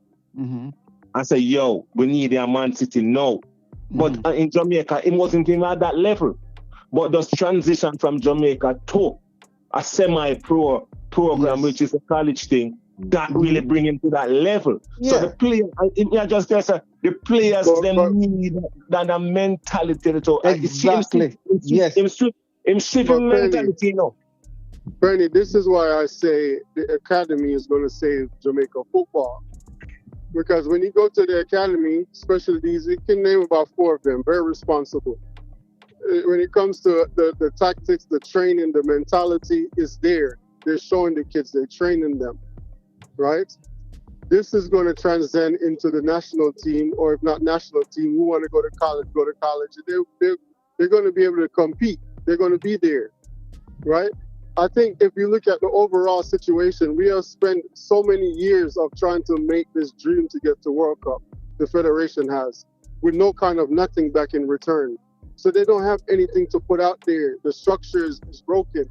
So the academy will have to take up the slack. And that's what you see that's going on. So we can according to the topic here, we can all agree, right? Maybe most of us, some of us, that our level of soccer in Jamaica is just not good enough to compete at this point right now. That's why we don't make it to World Cup. Coaches, and that start from. I'm talking about coaches. Coaches got to improve. Everything has to improve. Administration has got to improve. Everything has to improve. Got everything connected. The coach is not playing on the field, man. The players have responsibility. The players are playing. I agree, but I agree. But I agree. But we can't say, come on, it's not like we play one game and lost, you know. We have a number of games and a number of play to get to this point, you know. Right? And we weren't up to the standard. I was talking about standard. I want to point out something earlier. You know, Kana Chinsu said when they went to, does I tell you a thing, you know, when share something with you guys. Kana Chinsu said when them go, and Chinsu and Bundi, so when them go to Brazil, when they brought them to Brazil and they were just playing friendly games. Him said when him control this ball, and when him control the ball, and the time when him goes up to go look for a pass, the Brazilian take it off him foot. Yes. Him controlling. Yes. For show you the left. So him right there and then him tell himself say him have to know where the pass before this ball touch him foot, you know, because just by controlling and start look right away, the player is still. So just him have to readjust himself now to the level, the high intensity of these players. Cause when you have you say, as a player, I'm one of the man them know this now. As a player, you can know what a player gonna do. Just by him controlling ball, you know, say him now go get it back. Because the control him take him foot got him control him foot go back on the ground. And now got have the time. You are time him. By the time him control this ball and him control for go back on the ground, you can steal it off him foot. So these are some of the things that we are talking about, the mental capacity of the players' development. We have it coming in all different form. And at this, to me, all right, we're talking about coaches. We have many coaches in Europe, and you guys can attest to this. And many coaches in Europe, the man, even though they have them UEFA badge, you know, they are not considered good coaches. Players don't like playing for them. Them think these coaches don't develop players or show them or manage them properly. We can't say that, you know. So it come back down to that player. Exactly. The thing is, we have coaches overseas that's doing great, right? In order to solve this thing, even as we have another one that's transcending. You see the improvement is there, but it's minute. That's on the island. But overseas, you see that we have that. They need to have some kind of summer program, some kind of initiative every summer to bring these coaches over to have different summer programs for free, right? To get this thing going, so these kids can understand professionalism, understand the basic. This is the only way we can move forward as one, cohesively as a whole. So let me ask this question: which country without the academy that's doing well in soccer today, and which country without an academy? What do you mean without an economy? Academy.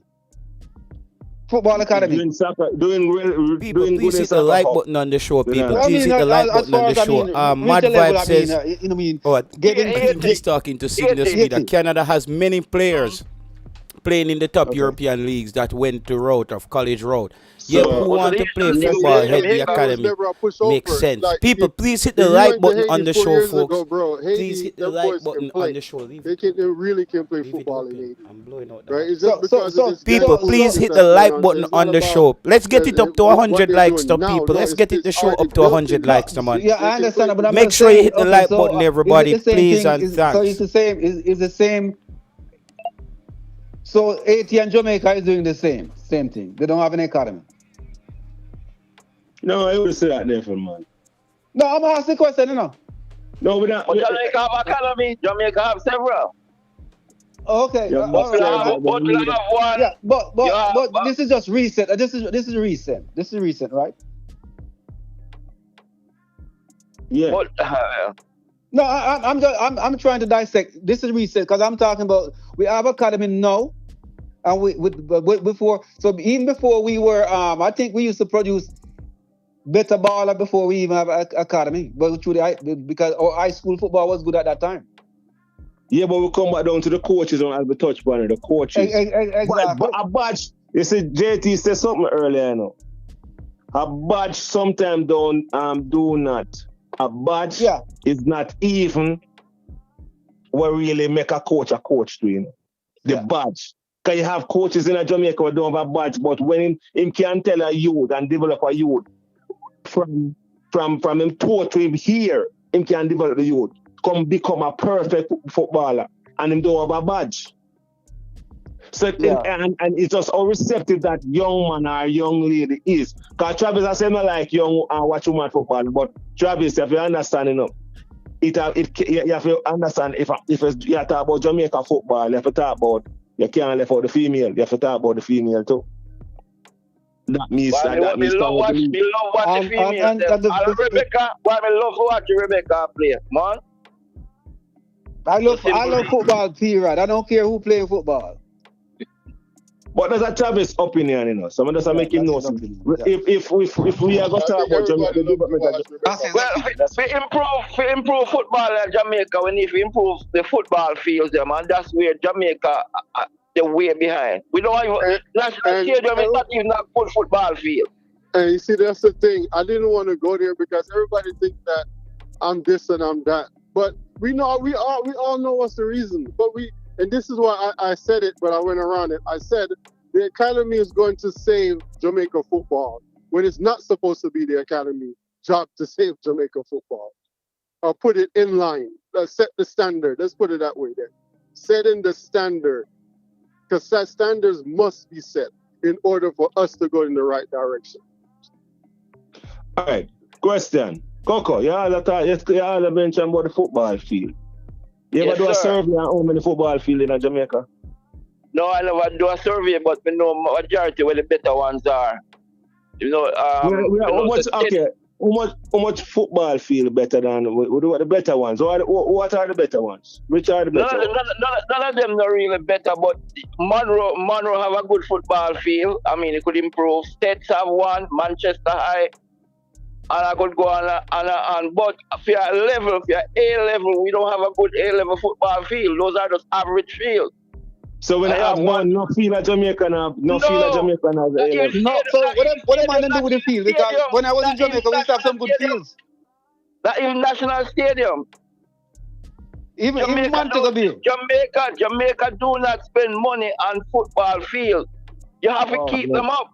I'm gonna ask you not again. not just cutting the grass, but you know, all right.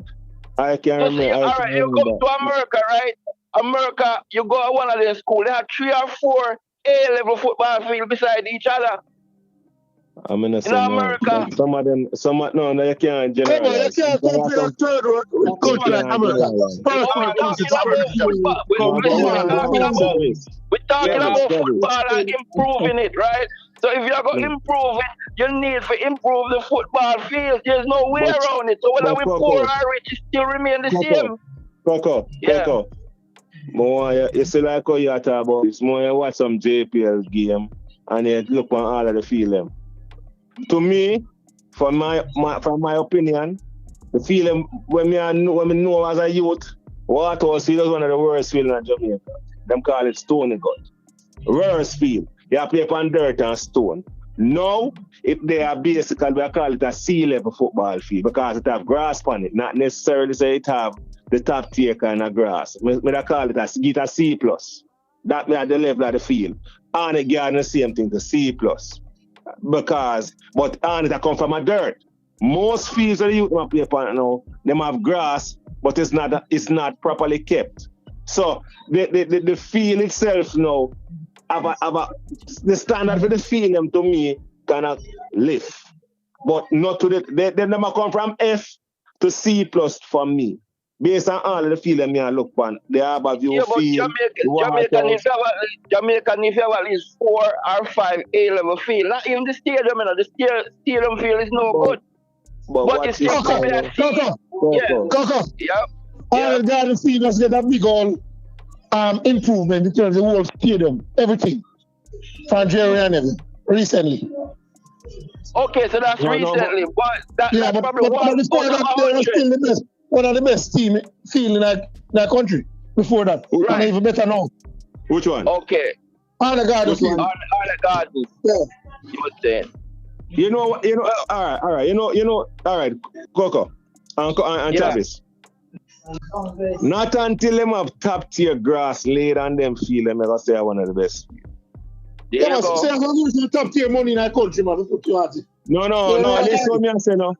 I think Jamaica have one artificial field. I think Jamaica have one artificial field. I think Jamaica has, right? Yeah. That's up at you. Coco, listen. Not until, Travis, not until them put top tier grass, turf, and the field them in Jamaica, I still give them C. But the guys, the man them can play upon the field them no. The man them can play upon the field. For me, them can play the ball around at a level where you can control. That is what me I say. One of the field I say, one of the poor, but probably I'm on water, so more to say the field where Chapitan United play and the grass is very heavy. So you see, even though the grass is not at the international standard, I think so some of the men who work on the field must know how to take care of the field, what level them for cut the field, and what level them for water it. That's what me I say, for the field them. Because where the field them come from now, it was horrible. Waterhouse, Stony Gut. And that's how I grew up and play football as a youth. So I can tell you some big boulder come out of the field. Seeing Arnett Garden, the same thing too. You have a lot of field, Marvally Field. You only a few you could have got to say, all right, yeah. Let me ask you a question. I didn't hear you mention one field in any part of the Jamaica apart from Kingston. Kingston is not Jamaica, you know. All right, so I'm going to tell you now. The field in Mandeville, where JT come from. Yeah, Mandeville is good. Manchester High have one of the best ones. What that factory that pick up a factory down something, they have a good field down there. What about Clarendon College? They feel good again? No, Clarendon College field here grass, but I have just explain to you, who is taking care of the field don't know the level. No, I think Colonel College Field upgrades this past season, man. After the years, anybody have played it, upgrade this past season. Okay. Then it's one work, Travis, so for me, Travis, for me, gentlemen, the field no really have a all right. Mount Pleasant play a Draxal. Draxal field was one of the biggest, is the biggest one of the biggest field in Jamaica.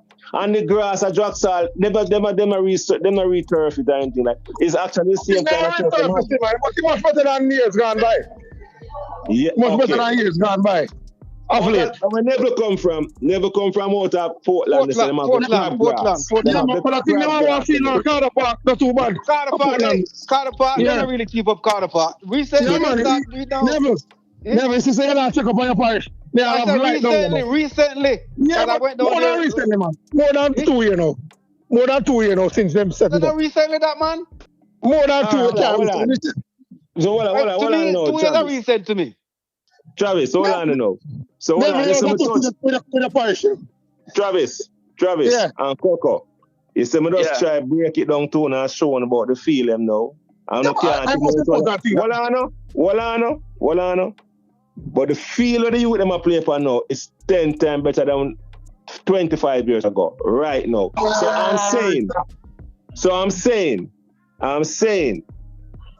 the feel to a lesser extent can't really play them. I partially agree with you, because at one point the field was good and then they get bad. Not consistent.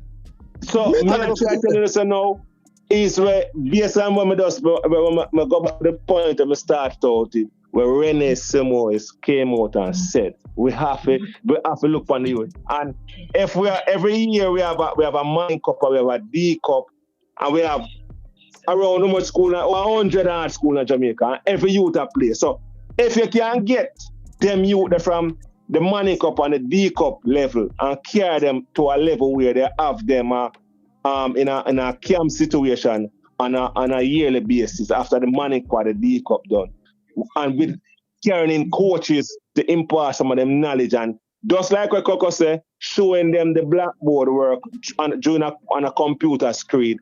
This is what we are talking about. And a coach can evaluate the players them by watching them all them play. But that's separate apart from mentality, emotional intelligence, spiritual intelligence, all of them things are different. So we have different levels and tiers to carry them youth to get to that point where we want them to get in. But Penny, that was what Craig Butler was talking about. Mentality is one, true. But you have to look at the gap, the big gap that we have after the football is done with in the major league schoolboy football. It's a gap there, right? And you have to look at the options of these kids these days compared to back then. Back then, the option was very limited. Is football or what? Probably cricket, right? Or track, right? Yep. Yeah, athletics. Yeah. Right now, these kids have options doing so many different things. You understand what I'm saying? So when it comes to bridging the gap, these kids got to be out there playing. When something is done, something else has to come up. And that's how it's supposed to be. A lot of these kids are not going outside either. They are on their computer, on their iPhone, on their phones. They're home. They're not going outside and run like what we used to do back in the day. These kids now just don't care anymore. I mean, you have the few that really love football, or who love cricket, or who love athletics, but the majority, my son is 6, and all he does is on the phone all day or on his iPod. Can't get him off of it. I wouldn't say that these kids don't care anymore. You have to look at where the football is, right? These kids want to see something in it. They want to see winners. They want to see we're getting how it's propelling, is moving to the next level. Motivation. They motivated. They have to this is exactly. This is why I said that when it comes to the reggae girls, you're gonna see future girls coming up wanting to be exactly like them because they can see it, they can grasp it, understand the success of what these girls are getting. When it comes to the boys, it's stagnant. Nothing is there. Even the very field can motivate the players, Let's see a nice football field. They get all excited and leave the football simple, the football field, a nice football field. That's true. That's an excellent point, Neville. Yeah, to go kick a ball on that, you know. Yeah, that's fast. I don't want to put a omen on the girls, but when after Bonnie and them leave, I think the ladies football is gonna die in Jamaica because the JFF took it over, and I don't think they're gonna do a good job because they're already bankrupt. So that has a major part to do with Jamaican football and the players. JFF not doing their part. All they're doing is using that money that they get to go travel with the teams instead of putting the money into the teams. And that's my honest opinion. Anybody can beg to differ, but that's my honest opinion. I think JFF is falling off. Yeah, that is your speculation. That is straight speculation. You don't have no facts. That's speculation, but it's fact. All right, so tell me two things JFF done in the last 5 years. Go travel. You don't have no facts to back up. They had it on the radio. They had it on the radio. On the radio. What do you do? You think football, developing football is just a drop in the bucket and you develop football. To develop football, it takes a lots of money, lot of cash. No like a chicken feed, not develop football or run football. Every time you get up and talk about money. And you're for JFF, buddy. Fisherman, this is a business. Fisherman, this is a business, bro. It's not Fisherman. It's still a business. It's still a business. However you look at it, it's still a business. We all know football is a business. Jamaican is not a football country. We is not no football country. I was saying on this football country. I said why this white man come to our country? Why this white man come to our country building a successful academy, and everywhere around the island this white man go, his team go, everybody follow the team. We have this thing that makes it look like we're a football nation. We're no football nation. And as far as I'm concerned, we're punching above our weight. Why Mount Pleasant? Why Mount Pleasant have so much supporters, Presser? Please explain that. When I ask you, do you have El Salvador as a footballing nation? You have Guatemala as a footballing nation? You have Honduras as footballing nation? Answer that. Do not have those countries as footballing nation. Again, you have one Mr. Peter Gould come to the country. Peter Gould come to the country. Who else there to answer? Who there? Never or whosoever. Well, I mentioned that. I mentioned that long time ago. Those countries long time ago, I said Jamaica is not. We'll see. Jamaica is not a footballing nation. That is not true. When Jamaica, those countries. Those are footballing nations. That's not true. He never. What said again? A footballing nation. Honduras, Guatemala, Honduras. Those countries are footballing nation. Man, you see what I look at? To me, what I get football nation. My assessment. I'm gonna tell you my definition. Let me ask you, what's the point? Because America is not one, but America is doing good. What's the point? Answer me question. You know why? Because to me, America is doing good. What I'm saying here, right? To me, my definition of football nation, right? Right? If my definition. If I see kids if I go to anywhere in America here, I go on a weekend. I see park full with kids. Right? I go to stadium. The stadium is practically full. All right, my thing is they're investing and they're improving. Look here. You see? I see improvement.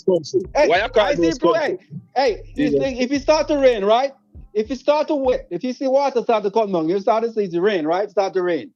But if it dry all the time, it's not raining. So if I see they're investing in football, I see kids are improving at all levels. At the end of the day, what I'm saying, you see, Guatemala, all of those countries. I know if we was on a different talking before we get down into this, and people would come up and tell you that, look at Guatemala, look at Honduras and all of those countries. But I want you to check those countries what they're winning in football, where they're going in football, what they win. And we know people have those countries as a footballing nation in a Central America. You have those countries, what they are winning. I never say that. And this is why I say thank God for a man like Peter Gould that understand the plight of our country, because obviously the thing is, some of us, this white man come to our country. This white man come to our country and build a successful club. So when fisherman come here and say that, it's a lie. It's wrong. Football. They're not putting up no money in football. So you have to have private sector and 1 and 2 people take out money out of their pocket, spending in football. So they have different things. They set out their priority and then don't put football as their number 1 priority. So all we get up every day talking about what we're not achieving in football. We're no footballing nation. And what we have qualified for 1 Senior World Cup, about 3 under 17, 1 under 22 Women World Cup, we are touching our above our weight. Check all of those countries where you think is footballing country in a Central America and see how much tournament they qualify for. Check how much tournament they qualify for. We get up every day like we is this big footballing nation and we're supposed to go World Cup every time. Honduras qualified for World Cup. I think it's 2 times or 1 time. And you know the first time when they qualify, they take how much years after we qualify for another one? Is it Shocking Bass? Is it Shocking Bass? Who's it? Fisherman. Oh, Fisherman. Fisherman, I agree. I agree with you on an extent. Cuba qualified for World Cup in the 90s. I agree to you on an extent. Or something like that, and they don't go back. They don't go back to World Cup all now. But what we're talking about is improvement. We understand. We're not a footballing nation, but we'd like to see some improvement because we're going to war. We can say we have the attitude to go towards that, right? That's our mindset. So if we are striving, never. Yeah, never. If we sit back and look what we achieve in football for our country, what is that, a footballing nation? I think we achieve a lot. No, I don't think so. Not to the degree of players that we have. I think we should have more. We should achieve more. So what about when we talk about when I talk about Honduras and Guatemala and those countries? So you don't think those countries should have achieved more? They're passing us. All right. Before remember because listen to me. I'm seeing a slip. It's like we go 1 step forward, 2 step back. 2 step forward, 3 step back and forth. So there's no consistency in our football. So what happened now? What happened now? The competition. Before we used to beat up those teams. Before we used to beat up all those teams, But now they're level. We can't hardly beat them. They're leveling up. So they're striving, and we're stagnant. The thing is, big man. We are pushing our players. Talking about we have this whole lot of players all over the world. And when you see those players playing for the country, they don't look better than some little guys that kicking some ball all over the place. And we talk about, every time we get up and we talk about these players that we have overseas. These players. And when we look at those players that we're talking about, if you check the leagues that they're playing, they're not dominating no league. They're not doing, some of them not getting no game. And we come here and we're singing this song about them. Oh, there is some good players. And what they are doing? They're not doing nothing. I would have stretched it that they're better players. They're better players. They're better players than what we have on the island. When it comes to what Fisherman is saying, I cannot agree with that. And then we make it seem like, what we're doing more time, make it sound like we're getting a lot of players from overseas. A lot of players from we qualify 98 until now. We bring a lot of overseas players from here. A lot of players. And we bring coaches because we have more overseas coach the national team more than local coach. And we get up every day and they make it seem like his local coach is coaching the team, his local player is playing on the team. We have, in this World Cup campaign that finished, we have more overseas born player than local born player in the squad at any one time when we call up a squad. So whose fault is that? Whose fault is that? Whose fault is Fisherman, that? Let me take this on. Fisherman, what you're saying, Let me take this Fisherman. on.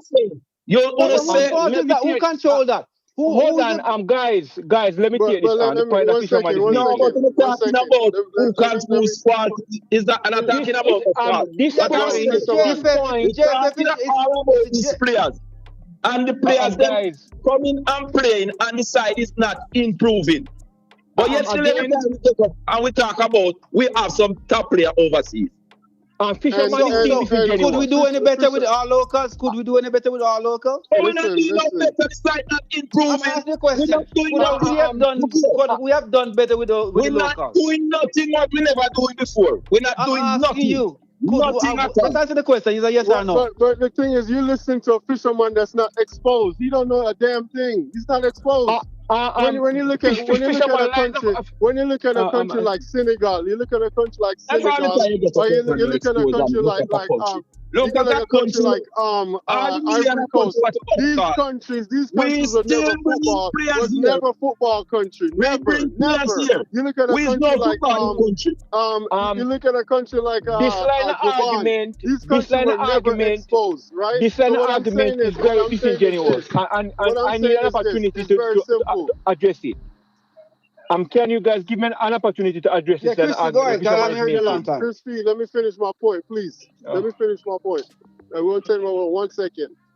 So when you look at these countries, several different countries in Africa that they say was never a football country, but when you look at in the league over there, in England or in the league in France, and you see the DNAs there, right? They decided that, you know what, we need to take this thing serious. Traveling back and forth to freaking Africa, and I'm looking at Senegal and Ivory Coast, and the type of stadiums and fields that they have now compared to 15 years ago is remarkable.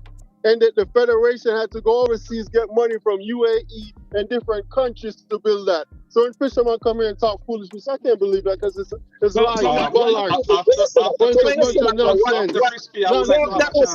Foolishness. That is what I'm telling you about. You're talking about. I would like to have a chance. Who you see going and bringing an investor here to build stadium in Jamaica? Eh? Who you see doing that? Again, I need to address a point that the fisherman made, and I need again, I need to you guys keep on cutting me off when I'm going to get an opportunity. No, Chris, one thing, just 1 second. Fisherman said something a while ago. Fisherman, you talk about investors coming into build field, but my thing is this: when I check some of the fields now, or playing in the Premier League, when I check the signboards and those boards that these teams, these companies, private sectors are investing in the clubs by putting their banners around these fields. Them partially in the field. I help the team. Right, can Chris speak at this point? Because I want to go next.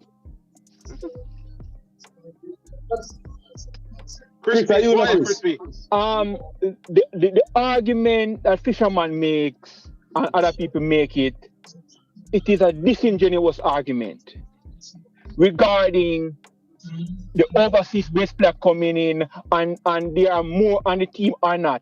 That has never been the argument. And point one, there's a difference between the word best and the word better, and we mix them up.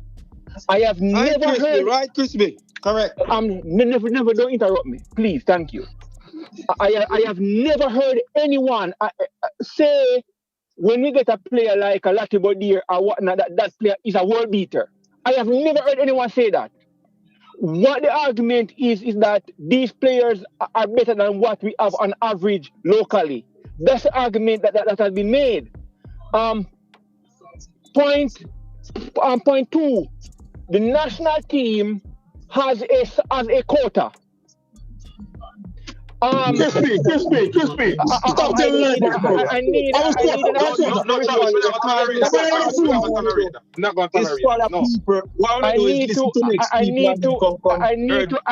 need an opportunity to respond.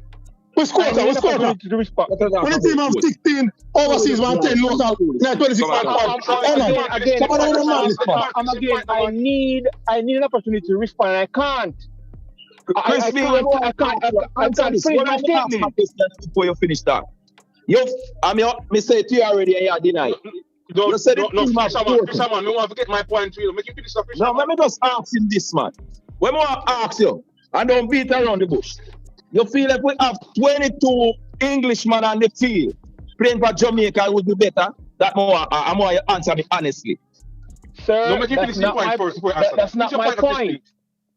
That's not my point. Let's again. You got to interrupt me all the time, man. The point is, all the available players at the highest ranking level at any one time has never been on the team, right? So when we look at again, the perfect example is the last game against Curacao. We had a Whisper, for example, playing over. Whisper was in the academy, just coming back from injury, and he was playing over that guy Campbell was in the first team at Charlton. Yes. We had. I know your point. Just can't tell him how coach will play that team. Yeah, no, no. So nobody use that. Nobody use that. The family has to be on. I'm being cut off, and I'm making a point. I'm making. So you know I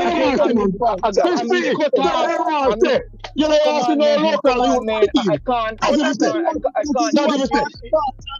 He's beating around the bush and him just don't want to answer the question.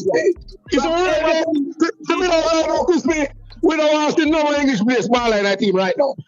He said my opinion that no. One time he said each time I'm putting some local ball player in the squad, it bring down the level of the game. That's why he said it more than once, you know. I never said that directly.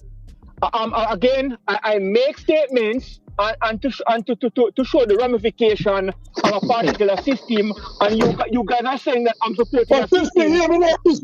When a quarterback in our World Cup, full time we done away with overseas bad players.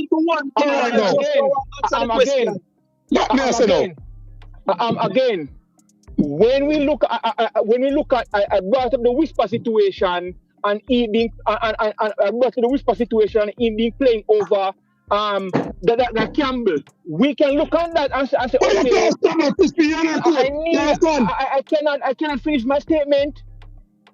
Jesus Christ. Okay. I'm going to continue because I'm not going to get an opportunity to finish. Oh, yeah, you finish. He's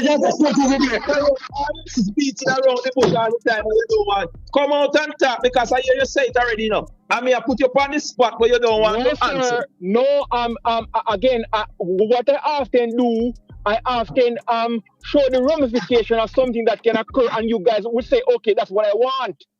Again, if we have 11 locally born players or locally based on whatever you want to call them, and they are the highest ranking player available at the time, they should be in the team.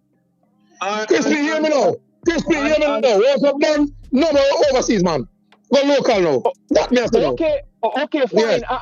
Again, it is very disingenuous to talk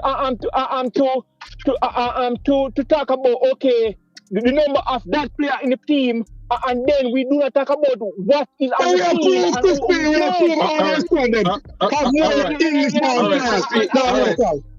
All right. So I won't have my chance now. Please, can I have my chance now? Here goes. All right. Manners and respect to the man. Then manners and respect to the man. But Fisherman said something earlier, and you guys push back against it, and I think I'm going to be the one to support his argument. Fisherman said that Jamaica is not a footballing nation, and we're actually punching above our weight, and that is a truth. That's a fact. So I'm going to pull up some stat right. I'm going to pull up a stat right here, and I hear Speed bring this up in interviews a lot of times when he's talking. He talk about the value of the team and the value of the team that he's playing against, right? And Fisherman said, we are punching above our weight. I'm going to put all this. And he named a couple of countries that you guys would have considered as a footballing nation. So first of all, United States is worth 350 million euros. Mexico, 220 million euros. Canada, 190 million euros. And coming at fourth is Jamaica at 70 million euros. Below that, you have Costa Rica, 35 million euros. Costa Rica, you know. Panama got 25 million euros. Honduras, 20 million euros. Haiti, 15 million. And Curacao, 12. And Trinidad, 7. That's the top 10 in the CONCACAF. And you guys consider all those, the Costa Rica, the Panama, the Honduras, all are footballing nation to us. And Jamaica is way valued more than them. So that means that Jamaican players are getting bought and valued more than most of their players that they have played. Yes, they do play at a better level than us and look better on the field. But hey, in terms of value, Jamaica have way more. So we have to say that Jamaica is actually punching above their weight for true in terms of value. That's just not Fisherman right.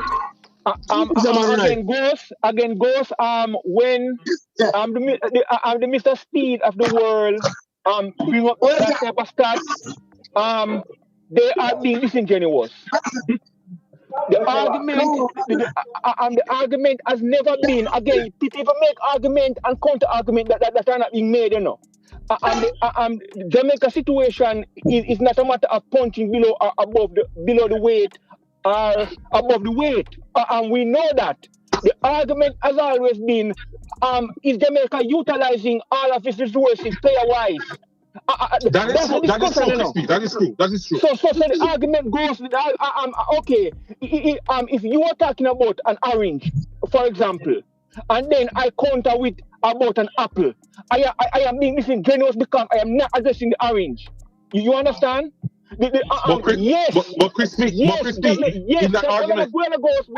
Yes, Jamaica punches above its weight in football. That's correct.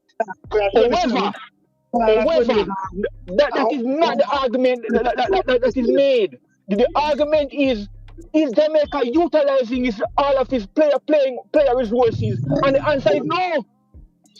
No, well, Crispy, I have to be honest with you. What the argument you're making right now, this is something that we saw was a problem with Coach McLaren. When Coach McLaren came here, they have the best players and better players he could have called up, and he decided to go with the Anglians of the world. He decided to go with Dixon and put the better players on the bench and didn't call up the better players. Remember that? That's our argument. So when Mr. Speed, after the fact, that's all we do. After the fact, Ghost, that is the argument. You're not being truthful, Crispy. You're determined who don't want the 11 overseas man to start that team. I hear me now. No one time to go to overseas man now. Because we're not going to have a mess over this much years. We're full local now. That mess now. Ghost, the argument that you made, the argument that you just made, is the argument that people are making and the people who are counteracting are being disingenuous. And because the argument is not about the number of local and the number of overseas. The argument is Jamaica utilizing the player quality that it has at any given point? And the answer is no. Crispy, full time we go full local now. We local players and they are Travis,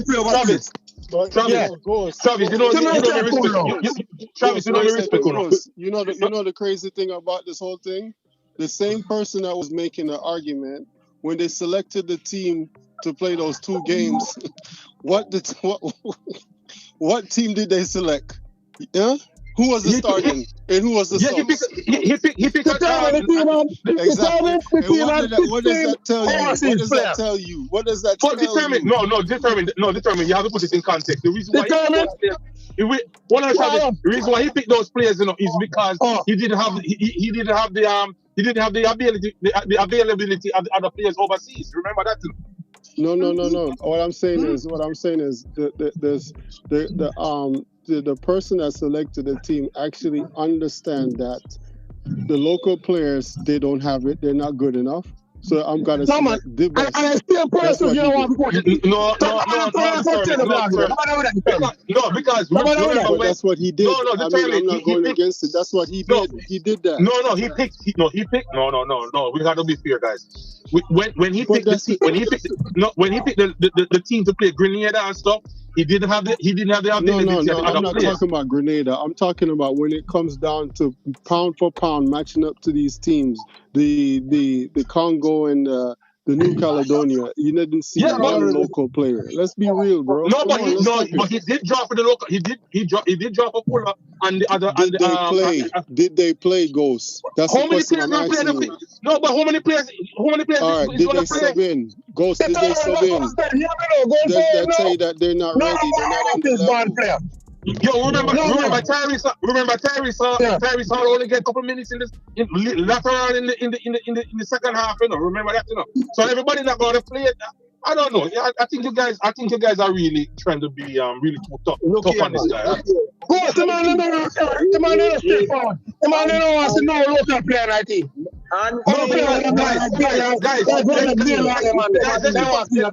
Let's be fair, guys. I'll be honest with you. If Borrell being healthy, fine. If Calamari is healthy, fine. But I'll be honest with you. One of the biggest disappointments for me personally is not seeing Warner Brown out there, because Warner Brown didn't put 1 foot wrong, you know, in that national team. You know. Let's be fair, you know. So I'm not here to say local players can't be in the team. They need to be in the team. But look, that's why I'm telling you, Chris, when you did have CFAS was play, every time that CFAS play, Chris B come on any talk show and said, CFAS don't supposed to play over Damari Gray, no time. He not supposed to play. Don't matter what CFAS do on the field. He come and he said, he not supposed to play over Damari Gray. Just like he just come a while ago, Whisper should never come on without Tyrese Cameron must come on. My coach, so that's how you can't make that talk there. When my coach. So at the end of the day, what you gonna say? I stand by my statement regarding CFAS. Everybody said the same thing that I said. Sure. And if you go by Warner Brown, he's gonna tell you that Warner Brown don't supposed to play over Bailey. The striker. He's not supposed to play over. He's not supposed to play. He's not supposed to play over. And if you check it out, only the goalkeeper alone, because he don't have a goalkeeper when he can pick out. Listen, we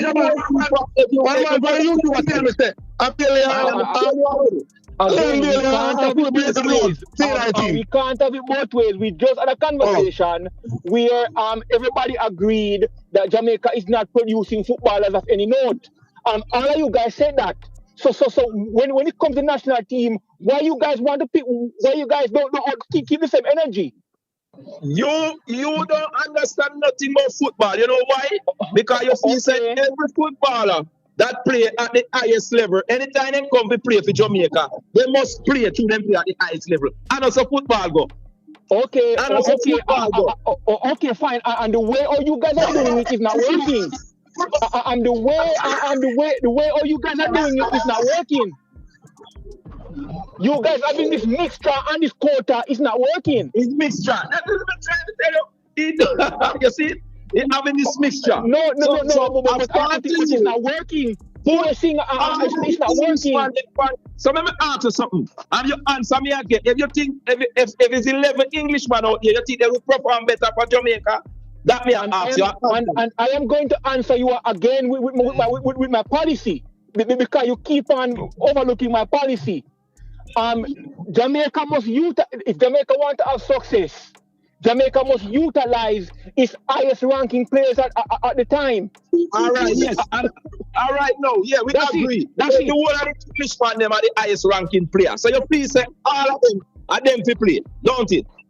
Again, I'm gonna answer you by saying also this. If Jamaica's highest ranking player at the time are locally born, they must play. The Englishman them.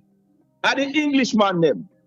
Again, you're calling these guys English, and these guys are not even English. I don't say Englishman to play for Jamaica. The English band player them. The English band player them.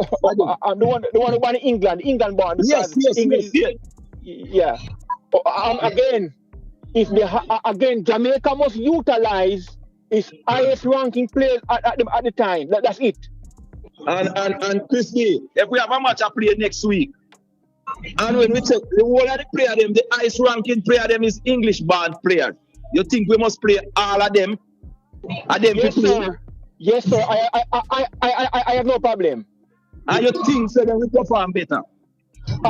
When they perform good, whether they perform good or not, you let the chief fall where they may. That's the issue. That's the issue. Because, for example, if I am your standard is your standard. It's like, for example, I want an accountant. I want the accountant who is the highest ranking accountant. Okay, I get the accountant. The accountant doesn't do a good job. I'm going to pick another high rank accountant. We are talking about a team sport. We're not talking about no damn accountant. The same principle apply. The same principle apply. We're talking about a team sport. The same principle apply. Player have to complement player when they are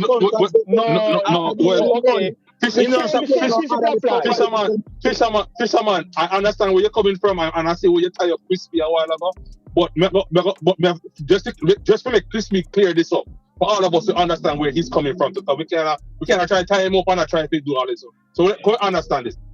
Crispy, you're saying if the player is at the highest level. Because it doesn't mean, because getting what you're saying, you're not saying even if an Englishman, it doesn't matter if he's English, it doesn't matter if he's in England, it doesn't matter if he's in Mexico, it doesn't matter if he's in Brazil, as long as he's the highest level player playing at that position. That's what you're saying, pretty much, right? Yes, sir. All right. Secondly, if that player is at the highest level, but he's not on form, he's not playing minutes, would you still put him over a person who is in form despite locally? When you say he's not getting minutes, what do you mean exactly? Is that the all right? So for example, look at this. All right. Because Mr. Speed said it, Mr. Speed said he went to the UK and he went around the top clubs, and he saw the intensity in training, and he saw the structure and the environment around the player. So, for example, if the player, he said, it's his words, because he said that's what he observed. He said, based on what he has seen behind the scenes, those players who are playing at the top clubs, even if they're not getting minutes and week in, week out, the intensity of the training suffice. So Crispy, he said it, remember, and that in the same notion, he didn't pick a Whisper because he said he was not up to his standards. Whisper, Mr. Speed laid out several criteria, so did Whisper meet 3 or 2 or 1? Exactly. So he met the level of competition. He met that level. Right, he met that level. In terms of week in and week out, he did not meet that level and discipline. So I think Mr. Speed. Crispy, all the English ball players, they will get relegated. They play for Jamaica. Their team get relegated. I don't know. You don't know? No, you feel know that, man. Again, you guys keep on hampering on. You guys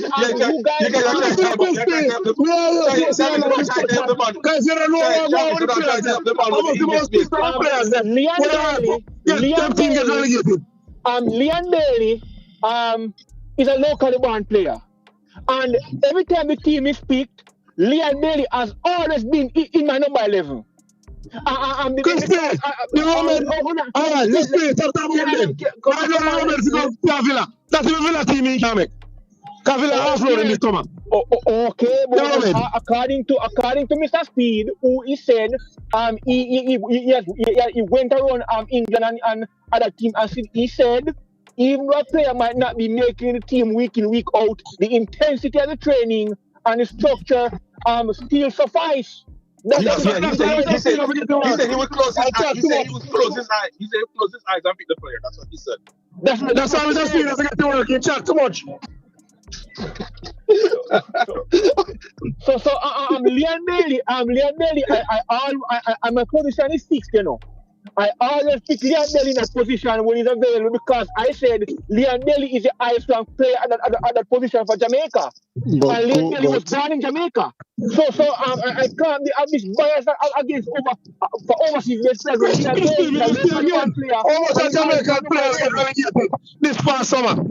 I play for our national team. What's the way relegated? I think about 4. I don't know. I'm again. You don't know. 4. I think about 4. I think Bobby Reed and the other left back that we have, the Oxford, he'll get relegated. Deshaun Bernard get relegated. I think one more there somewhere. Yeah. And the striker for Chef William, the one that we low. I think about 5 because I think one more missing. Crispy, what football? You think Crispy what football, big man? And how many players got promoted? I think about 2 get promoted. I think 2 so far. 2 so far. We have one in the East. Yeah, we have. Crispy, how of you? About that JPL, can you relegated? So you get relegation all over. Again, you guys keep on making argument that I am not making, other people are not making. The argument is not about locally born and overseas born. The argument is always Crispy, all the years we have been all local overseas born player. Time to move away from them. No, guys, one second. Sorry, Crispy, I don't want to cut you, but hold on, one second. Because the argument, Chris, the argument that we all been chasing, because I think we chased from the argument gone to something way different. The argument that I think Fisherman brought it up. Fisherman brought it up that Jamaica is punching above our weight, and we're not a footballing nation. And a lot of you guys give a pushback. And then when we look when we dissect it, I think we can all come. I think if you guys are fair to yourself, you can fear to say, I'm Fisherman do make a valid point. So to talk about local versus overseas based players or English based players, that's not the argument that we were having, to be honest. Ghost, he did not make a valid point because you have to look at the DNA, the Jamaican DNA that's around the world. But determine, let's be fair now. If Jamaica did qualify for this World Cup, we're gonna get $12 million, but what that's not gonna really change for Jamaica, to be honest. No, what I'm saying is you have to look at your DNA around the world that's playing in these leagues, and we're there, right? This is what we have it already, but we have it. The Trinidad was saying, this is what I'm saying. It's not about us punching above our weight. No, we need to put it together so we can punch above our weight because we have the chess pieces there. We're playing checkers. But determined. That's what that's why Crispy brought up a point, and I came back to put it together. I glued it together to what Fisherman was saying. It was Coach McLaren during that World Cup period of time. That DNA, we had all that DNA. He had it on the bench, and he did not select a lot of them. Remember? So that's what we were saying. But Ghost. So we have if we're looking at the diaspora, we have people that migrate from our country and go in another country and have some kids and then play football. That means that we're a footballing nation. You look at countries like Cape Verde. You look at countries like Cape Verde. Yes, it does. Yes, it does make us a footballing nation. Fisherman, with all due respect, if the players them are over there and we can put them together, that is gonna improve our national team. But Ghost, how long let I work and not work for it? We're not going away. Never done that. Jamaica never done that. No. Let's be honest, guys. This last World Cup cycle that we just went through, that was not done enough. Let's be honest, that was not done enough. If you go through this last World Cup cycle, you check how much English-born player represent the national team. That's a disingenuous way to look at it, Fisherman. That's disingenuous. Yeah, Fisherman. I'm going to be honest with you. Fisherman. I'm going to be honest with you. You have 16 overseas born players and 10 local man combined. That's a fact. We can go see all of the team. Talking about the number of players who were picked and not the circumstance around the. No, you don't really matter what you want to say. The sport Travis, you know. We have our Warner Brown sometimes can't even never even get to play too much game in the World Cup qualifier the last round, you know. Remember, you know. We are used. We went with Nicholson. We went with we had Dixon, we had Whisper, and we had Whisper came in last part, we had those two, and at the latter part we start putting Tyrese Campbell in them in the game. Remember that, you know. Remember we went with McLaren, big on full McLaren. And we are Ghost, when the McLaren gets signed, remember say always you're not in film, you know. Can you know so good?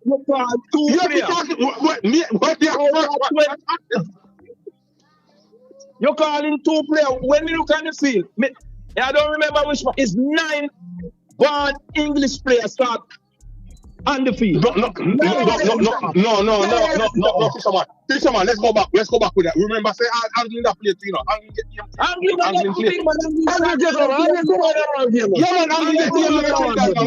Anglin get game actually that man. We are talking about.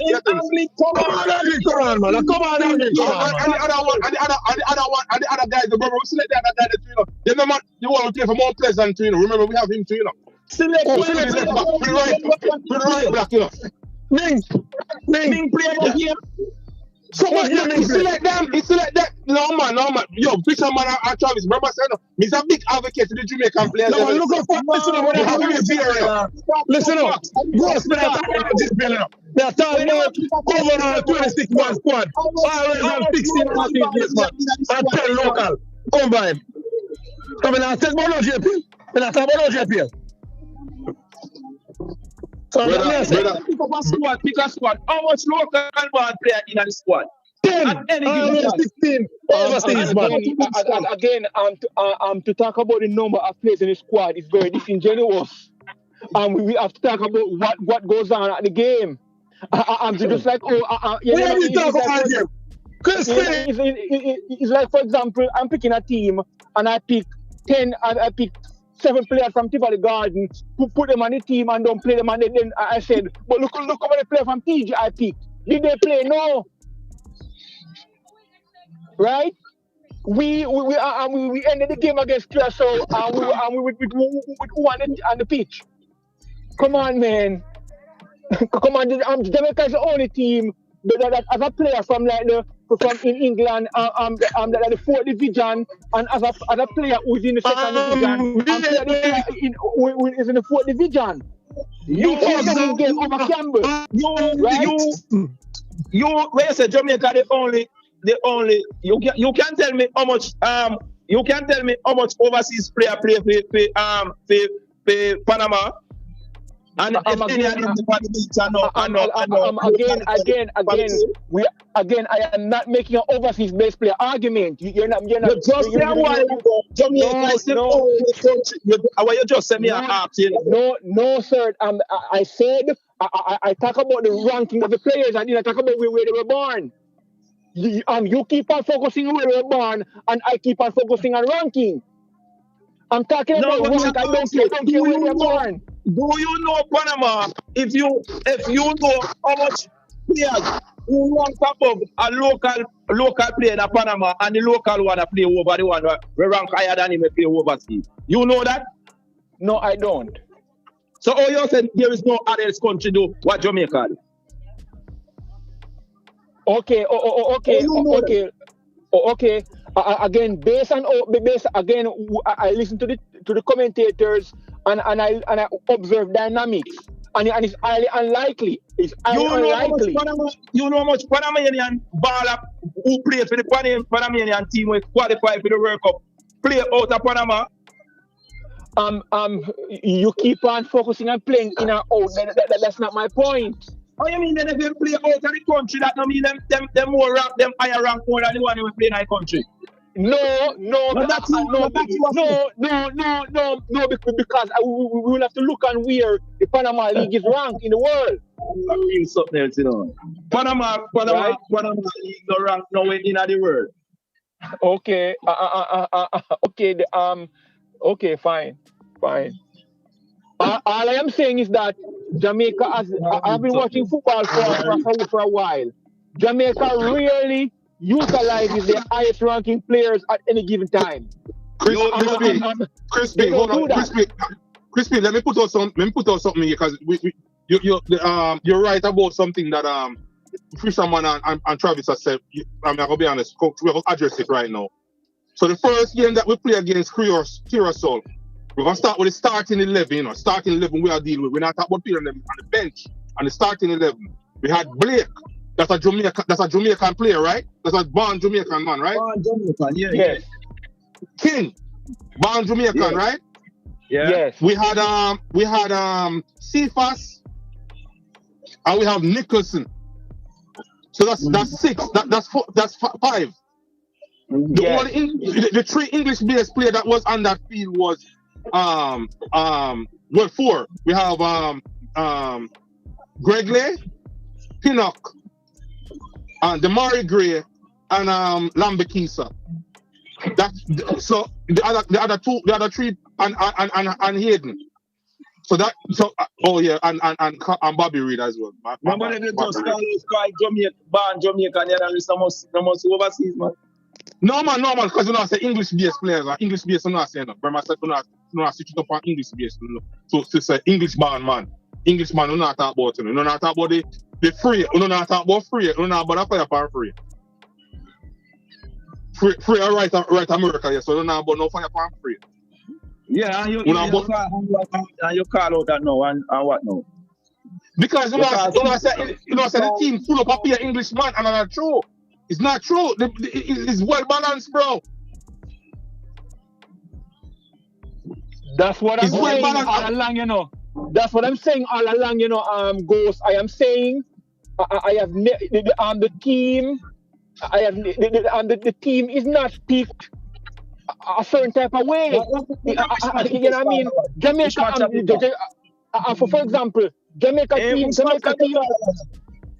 Hold on, Jamaica team has never been in the position of a Curacao. We are the team where it is just strictly on a footballing level, and then they are picking the best players they have available or the highest rank player they have available. Jamaica does not do that. That's a fact. We don't do that. So to talk about overseas best players and just called 5 names a while ago. 5 names. So who out of that 5 names just start shooting up on the field? That's not the point. I mean, that's not the point. What do you mean that's not the point? No, that's not the point. Well, I would say this. The argument we can make right here now, being that we saw the hand that McLaren had to deal with, and then we see the hand that when Rudolph came in and he put in the implementer with his requirements, and we saw the squad that he brought up, bro. I will be honest with you. This is night versus day. I'm gonna be honest with you. Night versus day. To what we can go to Mexico. I love this squad we can go to Mexico. Me not go hold you, bro. Me not go hold you because we gonna look on right here. So the man play Gray in the middle just because he don't want to take off. See what didn't think. Me not go hold. Me not gonna say nothing bad about Steve. So what? So this squad, this squad when starting against Congo, yeah, Congo, yeah. Congo? All right, let me go pick squad. Let me. When this squad when start? Congo, right? Yeah. So he went with Blake in the back, Lucky Bud here, King, Pinnock, Webster. In the middle, you have Hayden and Palmer. Bailey on the right, and you have Campbell on the left, and you have Bobby Reed in the middle, and you have Colin Martin at the front.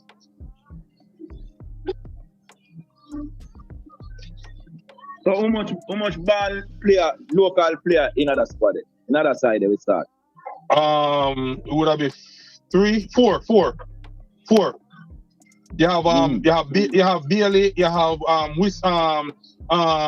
Webster, you have King, and you have Blake. And Chris D.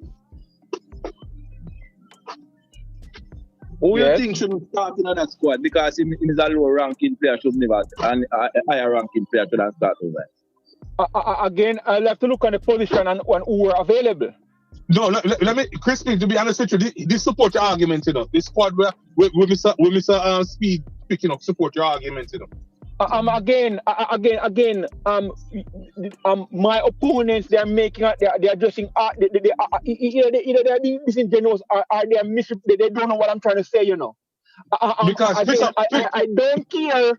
I don't care where a player is born. I don't care. I have picked Leon Bailey consistently. And people object on this panel. And I picked Leon Bailey because I said Leon Bailey. I said to you, all you have to do is look at Speed squad that he picked, bro. What we arguing about? Look at but determine Speed squad support your argument as well. But that's what I'm saying. All you have to do is look at the squad that he picked. It's not what we arguing about. Okay, all right. Guys, you know what I just noticed? You know what I just noticed too, guys? Let me say something. Just noticed because what I just noticed is that everybody who's against Speed. Everybody who's against Speed. I'm sorry. Hold on 1 second. Yeah, everybody who's against Speed, that he's gonna pick up a whole bunch of local players. He's not doing that. Again, Crispy argument has never been a local versus overseas. I am not making that argument. Other people have made that argument. That's not my point. You understand? And they keep on mixing up with other people. Again, if Jamaica has a far if Jamaica are locally born, if there's a locally born player playing at Man U, and another one in the defense playing at Chelsea, and another one from TG is playing at Newcastle, and another one from Montego Bay is playing for Arsenal. I want them in the team. I don't care that they're born in Jamaica. I don't care. Is my point understood? So,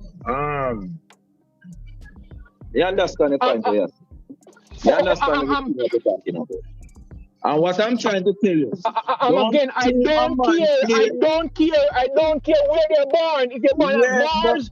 Yeah. All right. But what I try to tell you, no matter if you play at Manchester United, that no means that when you come play for the national team, you're gonna see if you was dominant at Manchester United. That no means that when you come play for the national team, you're gonna be that same player. You are correct. However, you have to have a standard, or you pick a team. For example, if use Ghost for example.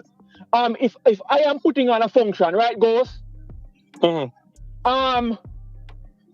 I want, if I have a choice between a chef down the road and a Michelin chef, I am gonna pick the Michelin chef. Yes, the Michelin chef can come and mess up the food, but my standard is the Michelin chef.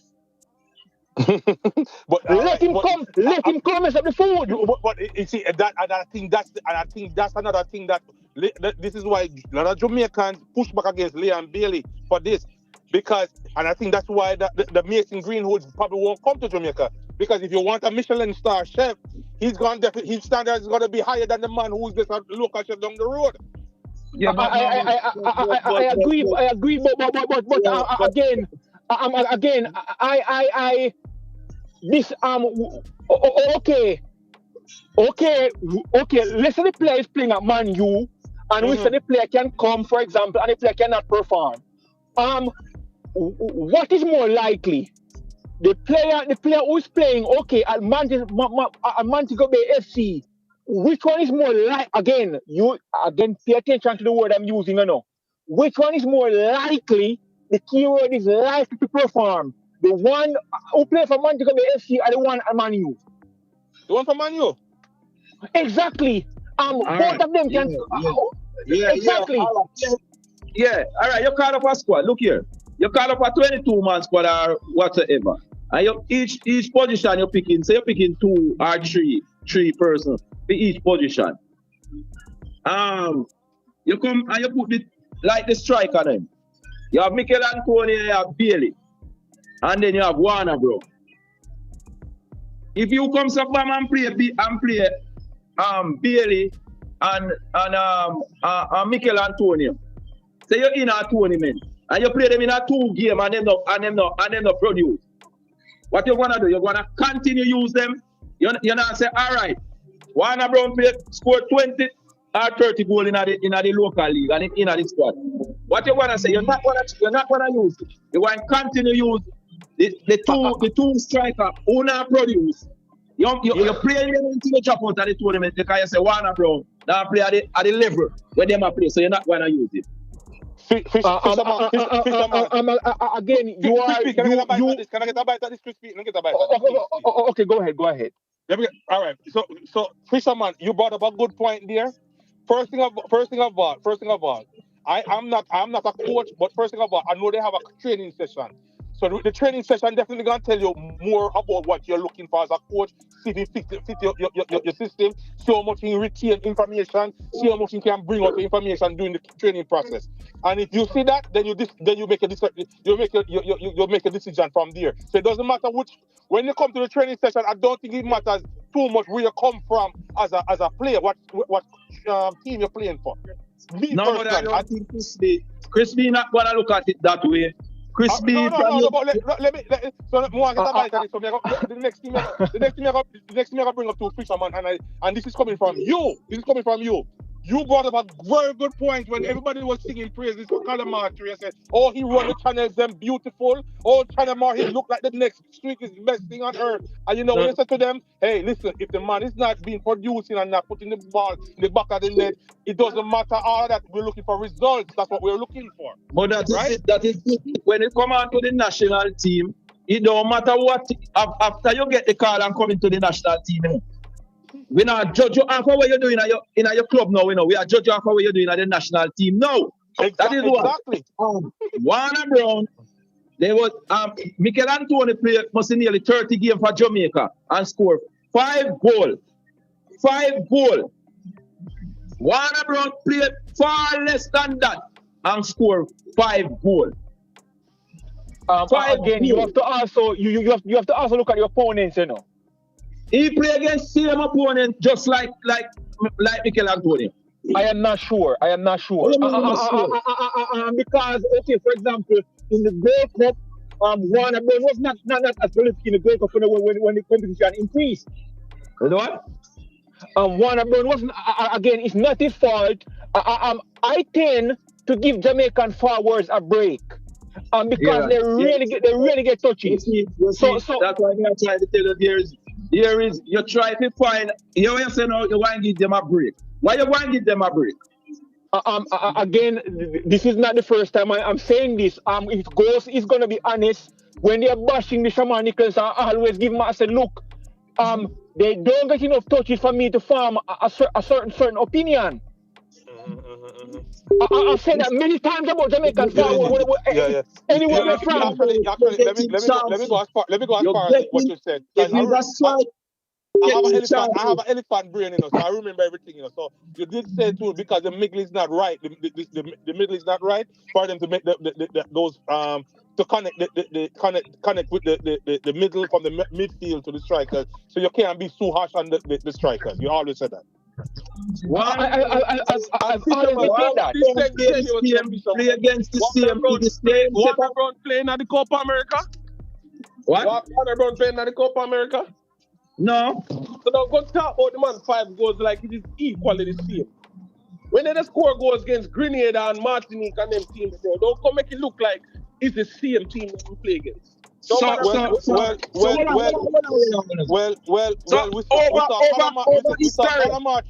saw Calamari never had such a very easy time scoring against these easy competitions still enough. Eh? We saw Calamarchi didn't have an easy time scoring against these competition as well, too, you know, remember that too? No, I'm talking about Mikel Antonio don't play against the team them in the Caribbean. Yeah, and he never have a good time neither, so we got to... What? Against the Caribbean? Ghost, you live in America, right? Yeah. Okay, so I think you must be aware of this discussion. It is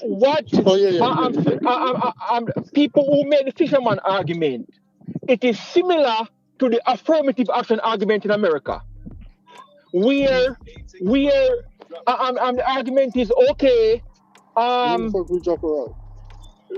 Don't pay too much attention to the standard to get in, get the person in, and let's see if they perform.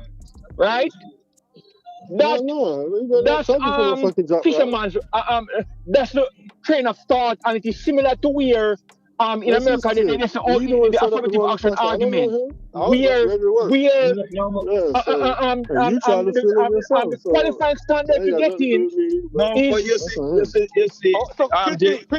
Chris, you're saying he's a DEI higher? No, I'm just saying the train of thought is similar. For example, that's like a DEI kind of hiring, like, because he's from Jamaica, he's born in Jamaica, we got to put him in the team. Again, I don't want to minimize because many people have this train of thought. It's like we are okay. For example, say you have 10 students, for example, and you have 5 of them is averaging like 95, and you have the others who are averaging like in the 70s or whatnot. And one argument is okay. Only take the ones who are averaging 95 because you're grading them at what they've done before. And another person will say, okay, take some of the ones who are averaging 70 and let's see how they perform against the one with 95 when they're in the class. You understand? Get them in the class and see how they compete against each other. Don't focus too much on the qualify and what they've done before. And I am saying I am on the side of go with what they've done before, and keep the standard. You know what I mean? Because. Crispy, we're talking about that. You know that it was clinically proven. Hold on. You know that it was clinically proven, doing a Crispy, that if you have a class of 90-something students, you know, averaging 90 students, and you put in a few 75 students in there, it will raise the quality of the 75 students versus if you have a classroom of 75% students, and you put the 95 one in there, it actually dropped the 95 standard students. You know that was proven though. Okay, fine, but with that concept goes. What we often don't pay attention to, you know, what does that do to the other 95 students who we did not give it up? Who we say, okay, you are that high mark, but we are gonna prevent you to allow some other student with a lower mark. What does that do to the mentality of the students who did not get in? So you're saying you want to get the 95 to the 100? I am saying the standard should be the highest rank, and let it fall where they may. But when may I ask you, what Warner Brown come and do in the national team? Because I'm coming by default, you know. I think injury cause why it end up in the national team. So you tell me, if Warner Brown never get injured and he was playing at the same level what he was playing when he come for Jamaica, what you say? You would leave him out? You would leave him out of the team? Again, it's not a matter of who is available at the time. You Who is have all of the available? players. All If of I them. have okay, Every player that playing at the top okay, league. for example, I have a forward who's playing at Manchester City. I have one who's No, playing at look here. We're talking about the player they when they represent the national team. The Mikel Antonio and the Bailey Kamara or one name. All of them, those players. They fit on them come back. In the team. Them didn't join, two of them didn't join whatever. And Warner Brown get a position, play for the national team, and him score. I think he scored in his debut. And him end up score 3 goals in almost 2 matches or something like that. When the other forward them come back, what you would do? Drop Warner Brown and bring his those forward whenever they produce. when you say again, we often do this. What is Warner Bros average as a Warner Brown's play when he play 5 games, I think he got about 4 or 3 goals. That's not his average. I think he's even more with in terms of goal contribution, in terms of assists as well. I think he had like 2 assists as well. Again, Warner Brown is 23 years old, right? Yes. And Warner Brown has only played in the JPL. Nah, that mercy. Anyway, all right. No, I think he played in the USL as well, if I'm not mistaken, our college. Okay, so at the end of the day, you still have to use which part he play to play him in the squad. And when perform when he play for the national team. Yes, sir. Yes. You still have to think when he play. Yes. Oh. I do. Man, you know since my time what I was wrong with you. Right now, Warner Road nothing I get game long and club. At JPL, him up here and can't get game and club. And the level of JPL is not even high. But fire. With Fisherman I talk about is not now, you know. We're not talking about where he's at now. We're talking about where when he was on form and was kicking for Jamaica. The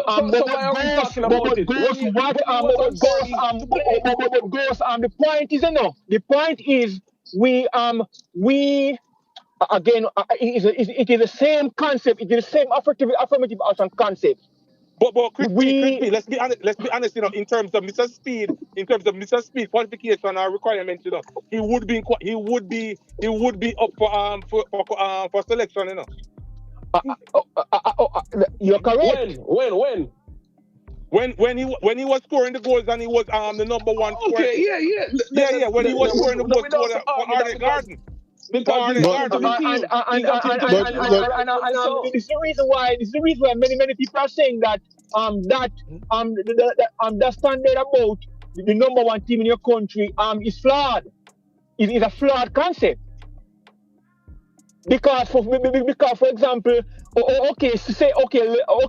you're a student who's number one at a school in rural Jamaica. And you have a school who is number 10 at Campion. Are we going to say the one who is number 1 at a school in rural Jamaica is better than the one who is number 10 at Campion? We're not going to say that. Very good example. Well, Monroe and Hampton are big schools still, so we could have said that. Yeah, but I'm not like but Ghost, you know, we're not talking about the established school. I'm talking about like a no-name school somewhere down there. I'm just saying, because if Monroe are big schools, if you want to say Campton, I say, yeah, I take the Monroe students too. I don't know. Yeah, but I'm not talking about Monroe. I'm talking about a no-name school that we don't know about. Okay, that's different. But you say rural, I'm just saying that. I'm just saying. Okay, Tivoli Garden High. You know, I'm a student at Tivoli Garden High. He's first in his class. And you have one at Campion who's number 10. Are we going to say the one who is first at Tivoli is better than the one at number 10 in Campion? We're not going to say that. No, right? So, because that's highly unlikely. Because okay, let me explain. Because the qualification to get into Campion is higher than that to get into TG. That's correct. That's my point with the football. 100% correct. Wait. Not 100%. Not 100%. But I'm going to give a pushback, Crispy. All right? Here's my pushback. if you're telling me if you have a D student at Campion College who's failing and struggling to keep up grades in Campion College, and you have a A plus student at Tivoli Gardens or whatever, Tivoli High or whatever it is, and he's actually a valedictorian, honor student. You're telling me that you would not give him opportunity to take opportunity and pick the Campion D student over him? Yes. Oh no, Crispy, I can't agree with that. No. Yes, I am. Let me tell you why. No. Hold on. Let me tell you why. All right. All schools do not have the same academic rigor. And I think you would have known that. So for example, say you're going at, say you're at Tivoli Garden. I don't want a man line in the school. I wish we can use some school that don't exist.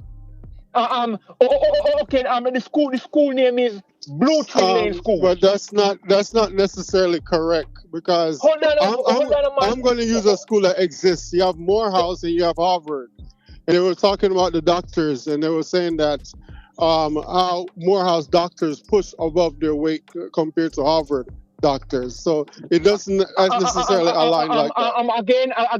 Again, when you look at Harvard, over the last 10 years, Harvard has 3 Nobel laureates, Morehouse has none. And again, I just said, I gave you an example. This study was done I think in 2022, right? What I'm saying is it doesn't always align like that. That's what I'm saying.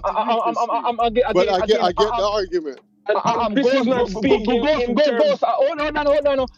I want to focus on it. Let me give an example of academic rigor. All right. And that's you singling out. It's not that wouldn't be fair, Crispy, because if I'm doing excellent over here in one area, that's like it's the same thing like they do in Jamaica when it comes to go looking for players in Kingston instead of looking for players in the country. It's not fair. Ghost, I'm going to give you an example of academic rigor, right? Time that different schools give you to complete an exam, right? So our schools, many people don't know this, but the time taken for each question on a test varies per school. So for example, a student who is at Cherry Tree Lane High is taking a math exam.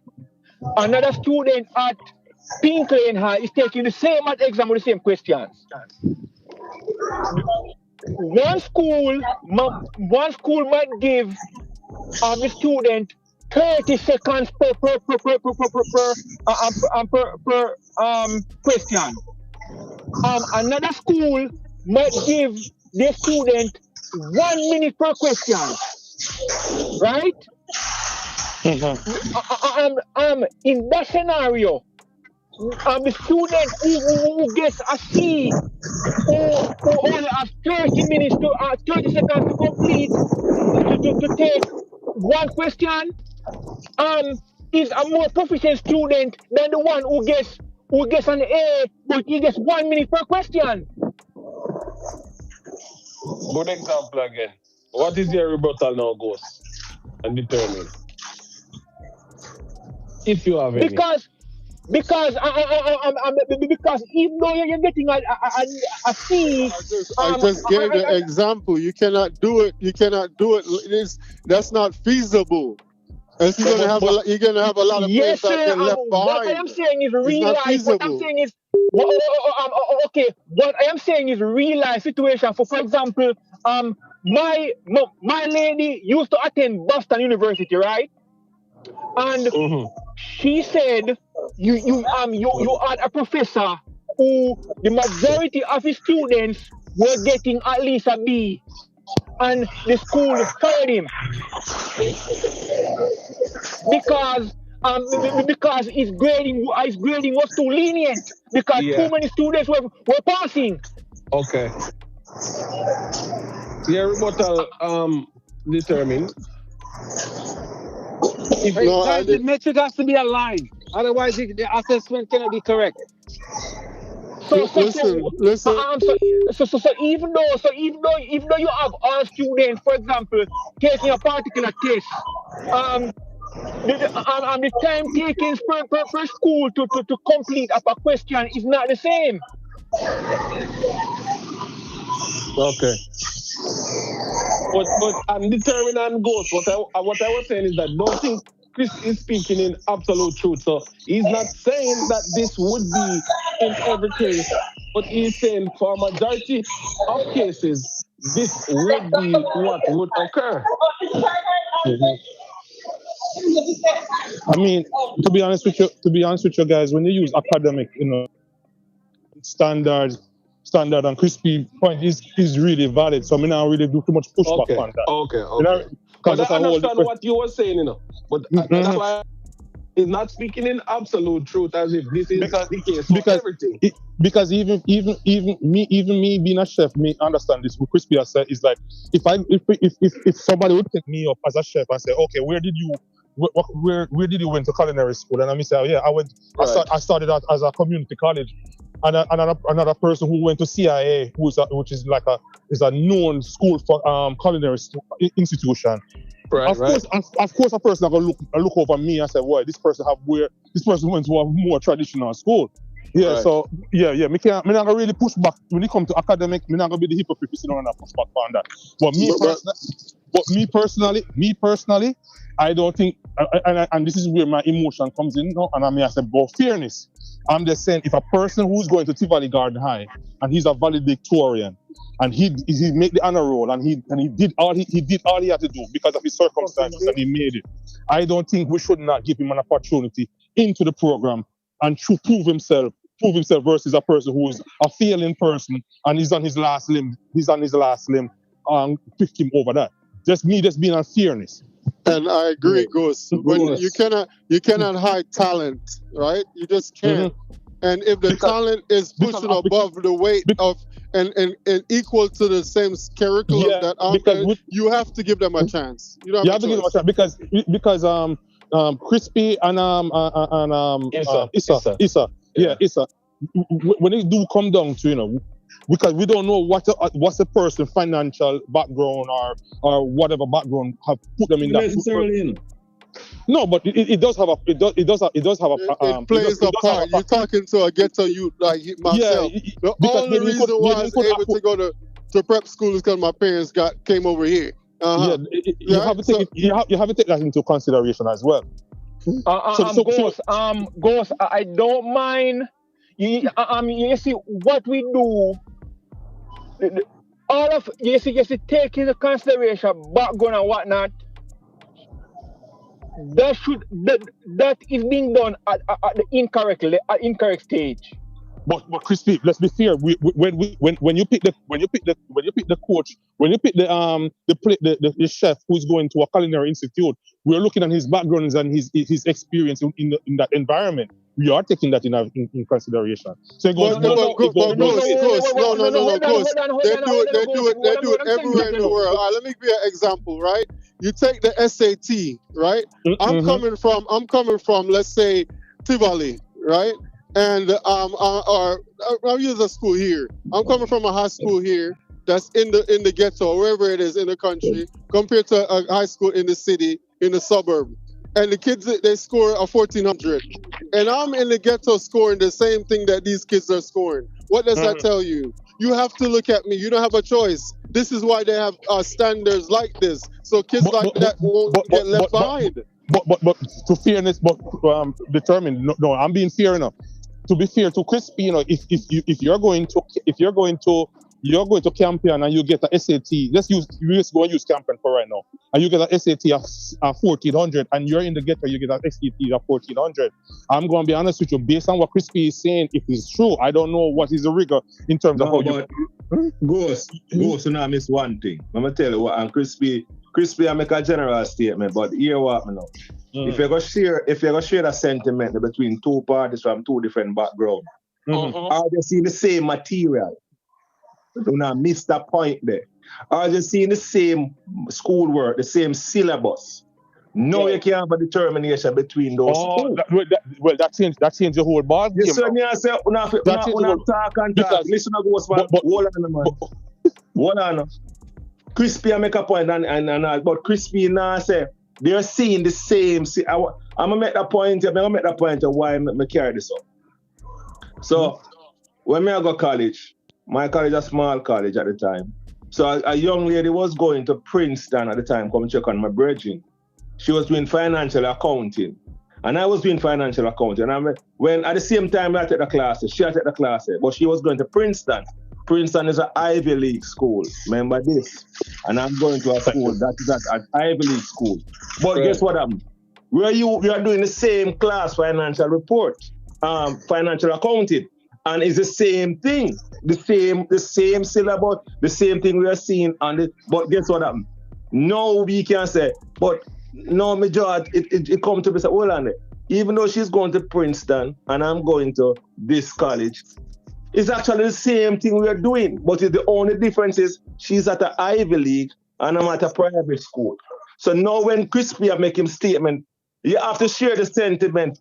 Are they seeing the same syllabus? Are they working over the same material? Then you can determine, because remember, one student can be good at math, the next student good at English. So you have to understand, are they working off of the same syllabus? They're seeing the same. What's I got Crispy Baggy right here? Let's be fair to Crispy, you know. Let's be fair, because he's stating to us under the impression saying, hey, the academical level at this school is higher, versus the other one, So he's saying they're tested more rigorously and they're tested at a higher standard. That's what he stated, or he did state that. Right. So that's the point. But Ghost, everything that you do in life always have some kind of rails to help you through, right? Yeah, because it's simple. It's simple. But this is what he's saying. But this is what he's saying, though. This is what he's saying, though. When you go into with these higher academical level schools, the rails are not there so much. The rails are they're still there. No. No. Because he did state that earlier. He did even give an example of a lecturer being fired because he was too lenient. So you can't say No. I'm not talking. What I'm saying is right. Okay, for me to get into Harvard, they already know that. You know what? If I'm trying to get into Harvard and I'm living in the so-called hood or ghetto, it's highly unlikely. So what they do is they have different programs, right? For me to say, okay, I'm applying to Harvard, but I'm qualified for this because I meet this requirement, simply because of where I'm from, what I look like, etc., etc. So this is what I'm saying. They have guidelines and rails for that. What they do at Harvard is that they give certain students handicaps based on race, right? So for example, if okay, say you have a white student, and the white student, say the white student score 1400. I'm going to use that. Then they say, okay, I'm the black student. 1400 is 1200. So they give the black student 400 points as a handicap. Right? What we have to cover? No, that's not true. Hello to you. No, so it's not. No, Crispy. That's not true, bro. Ghost, you gotta put it on. Ghost, I have no clue what Crispy talking about. No, me. Crispy, how long you in college? How long you in college? Introducing myself to you. Ghost, you gotta put it on pause. Ghost, no problem. Mute. Sorry, not Ghost. Determine. Would you agree that if a black student score, let's say the maximum is 2,000 points. I'm going to use that, and the black student score say 800 points. No farm, no other consideration is going to come in except the grades at that point, right? Would you agree? Would you agree?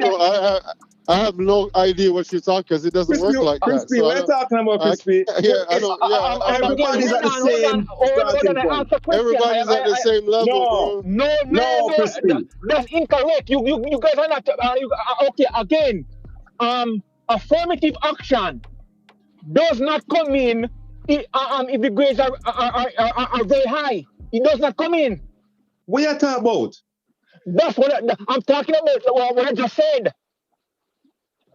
No. Hey, Hold on. guys, to make it Hold on. simpler, your GPA is very important because if you don't have 4.0, you can't go to Ivy school. No, never. Hold on. Unless Hold you're on. rich and you're gonna buy it. Unless somebody rich and you're gonna buy it though. But if you follow the rules. No, never.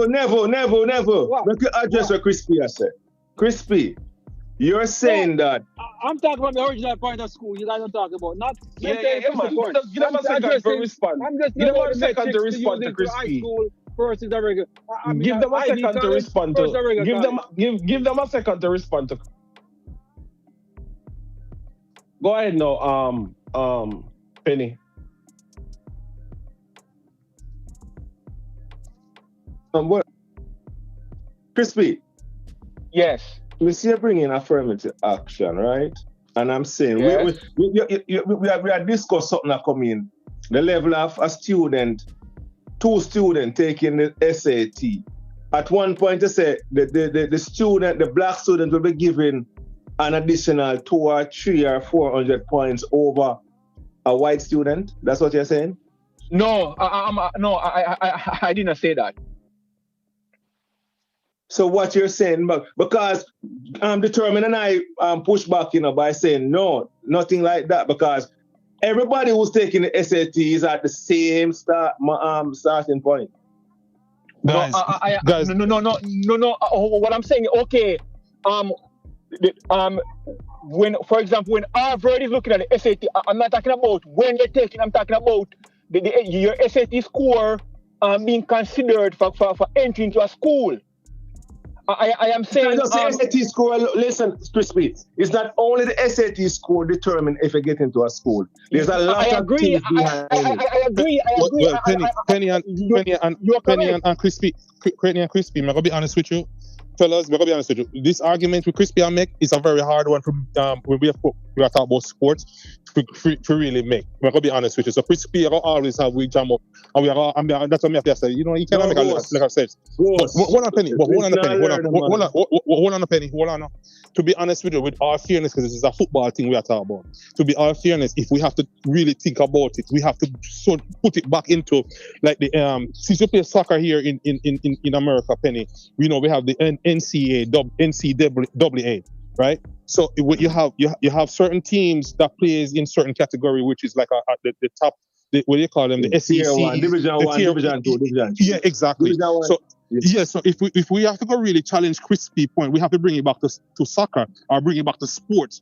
Where yes, if you're playing week in and week out with a higher level competition, yes, you are gonna be at a higher level. But for the person who is playing tier 3 or 4, if he is a player who is actually producing and he's actually remarkable at his level at his school, he does deserve a chance into displaying his talent in the national team. That's all we are saying. And go see. You're close to the mark, and I am saying I don't believe that. I have a fundamental disagreement with that concept. And good people can disagree. You understand? Okay. I am saying again, everybody overlook my stance on Leon Bailey, and I don't know why, and I think they overlook it for malicious reasons. Leon Bailey is locally born. Born in Jamaica, go there. And every time I pick him because he's position. I don't care where he's born. Why do you guys look and keep on overlooking my stance there? Because it doesn't suit the narrative.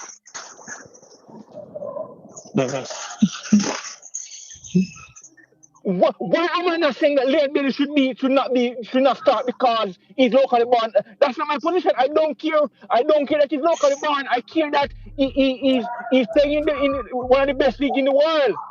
That's my because Leon Bailey. I don't care about anything else. I don't care where he's born. I don't care about his background. I don't care that if is like I don't give a, I don't care. My standard is in. You guys want to factor in other things. Again, and it is similar to the affirmative action argument. That's all the affirmative action argument in America is saying that because they want to look on other things except the grades. Oh, I see where Christy's tying it in. Okay, I agree with Christy. I see where tying is to this. That's what they will be doing. I see where you're tying it. Exactly. Ghost is the only person who understands my point clearly up to this point, you know. I understand it. He's the only person who has grasped my point. But Crispy, I understand your point. I get it. Because if you look at England doesn't select players that doesn't play in the English Premier League, right? So what I'm saying is, if you're doing well, right? You're still supposed to have anywhere in the world. If you're doing well, you're still supposed to have guidelines to bring that player in. That's what I'm saying. Okay, and good people can disagree, and I disagree with that concept. But my concept has nothing to do with where the player is born. And people keep on conflating my point of view with other people who don't like locally based players. When that's not that has never been my argument. But I can't argue that because if a player that's coming out from Jamaica is not like a whisper, I don't want to even see you. I can't see you. I don't want to see nothing about you. The whisper is a generational talent. That boy is when he was leaving. No, let's be honest. You have Chelsea write up about him. He's a generational talent. We have to get him. You have articles about this kid, right? That's the only way. That's the only way I want to see. Okay, determine. Everybody on the panel, do you understand that Crispy is my focus is not to replace man? Do you guys understand that now? Yeah, we understand, man, Crispy. It was very clear for me from a long time. So again, Ghost, you're the only person who get it, you know. I am not one of those people who, yes, you are people in the footballing fraternity. They do not like locally based players. That's true. I am not one.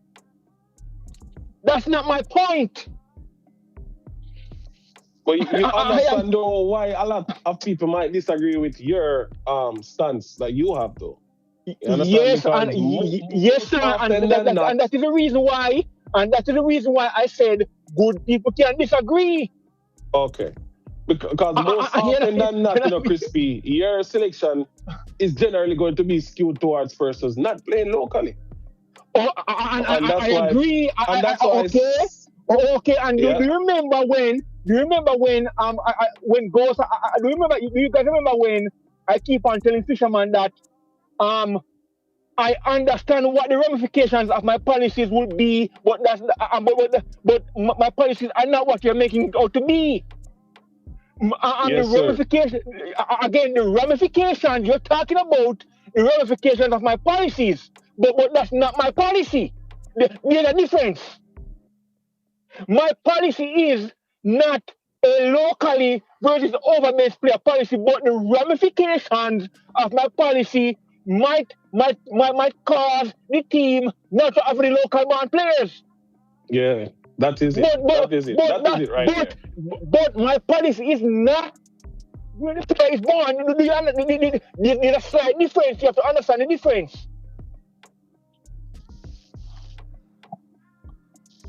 Because my policy has Leon Bailey in the team all the time.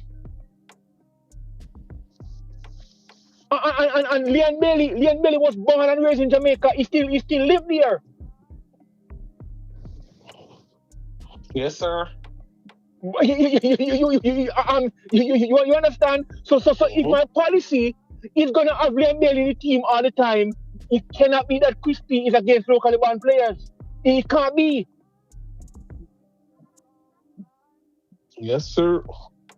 You know what I mean? So everybody keep on tying me into the hatred for locally based players, and they're not good. And I never use the word not good, because I don't believe in categorizing players that way. So I am not. You know what I mean? To go back to the old cooking thing that Ghost kind of familiar with.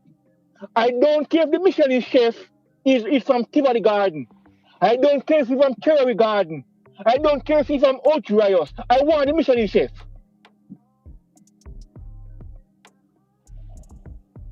You understand? No, I get you, Crispy. I get you, and I think, but at the same time, but in the same realm, the argument that this is why I said to you guys all the way. You know, I see that some of us just argue a point. You know, they don't understanding that sometimes they're arguing a point that you both are agreeing to. You know, but exactly, exactly. Yeah, you're arguing. I'm sorry, man. You're arguing a point that you guys are both agreeing to, but because it just don't sound the way our person who's delivering is not the person who's delivering the argument.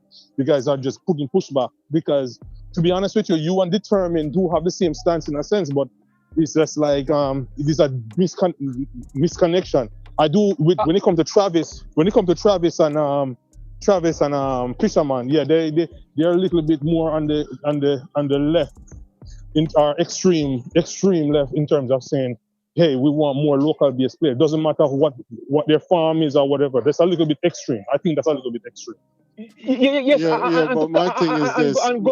Ghost, I think you will agree, Ghost, that with the example with the Michelin chef, right? Based on the criteria and the work that put in and whatever is needed, it is highly likely that the Michelin chef is going to come from a Cherry Garden and a Tivoli Garden, right? You see, instead of I think sometimes people are afraid of the ramifications.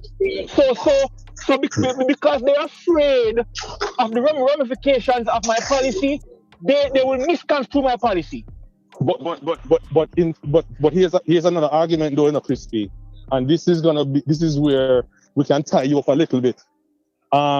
With the same argument of the Michelin star chef, which is let's use a sous chef or even an executive chef, right? Would you not say too that if you have a Michelin star cook, not a chef but a cook, would you take the Michelin star cook over a New York top 10 or top 100 chef cook? Okay, then go. So this is where I would depend on a industry insider expertise. It comes back to rigor now, you know, because we have to say, okay, is the Michelin cook has to go through a tougher rigor than the New York chef, right?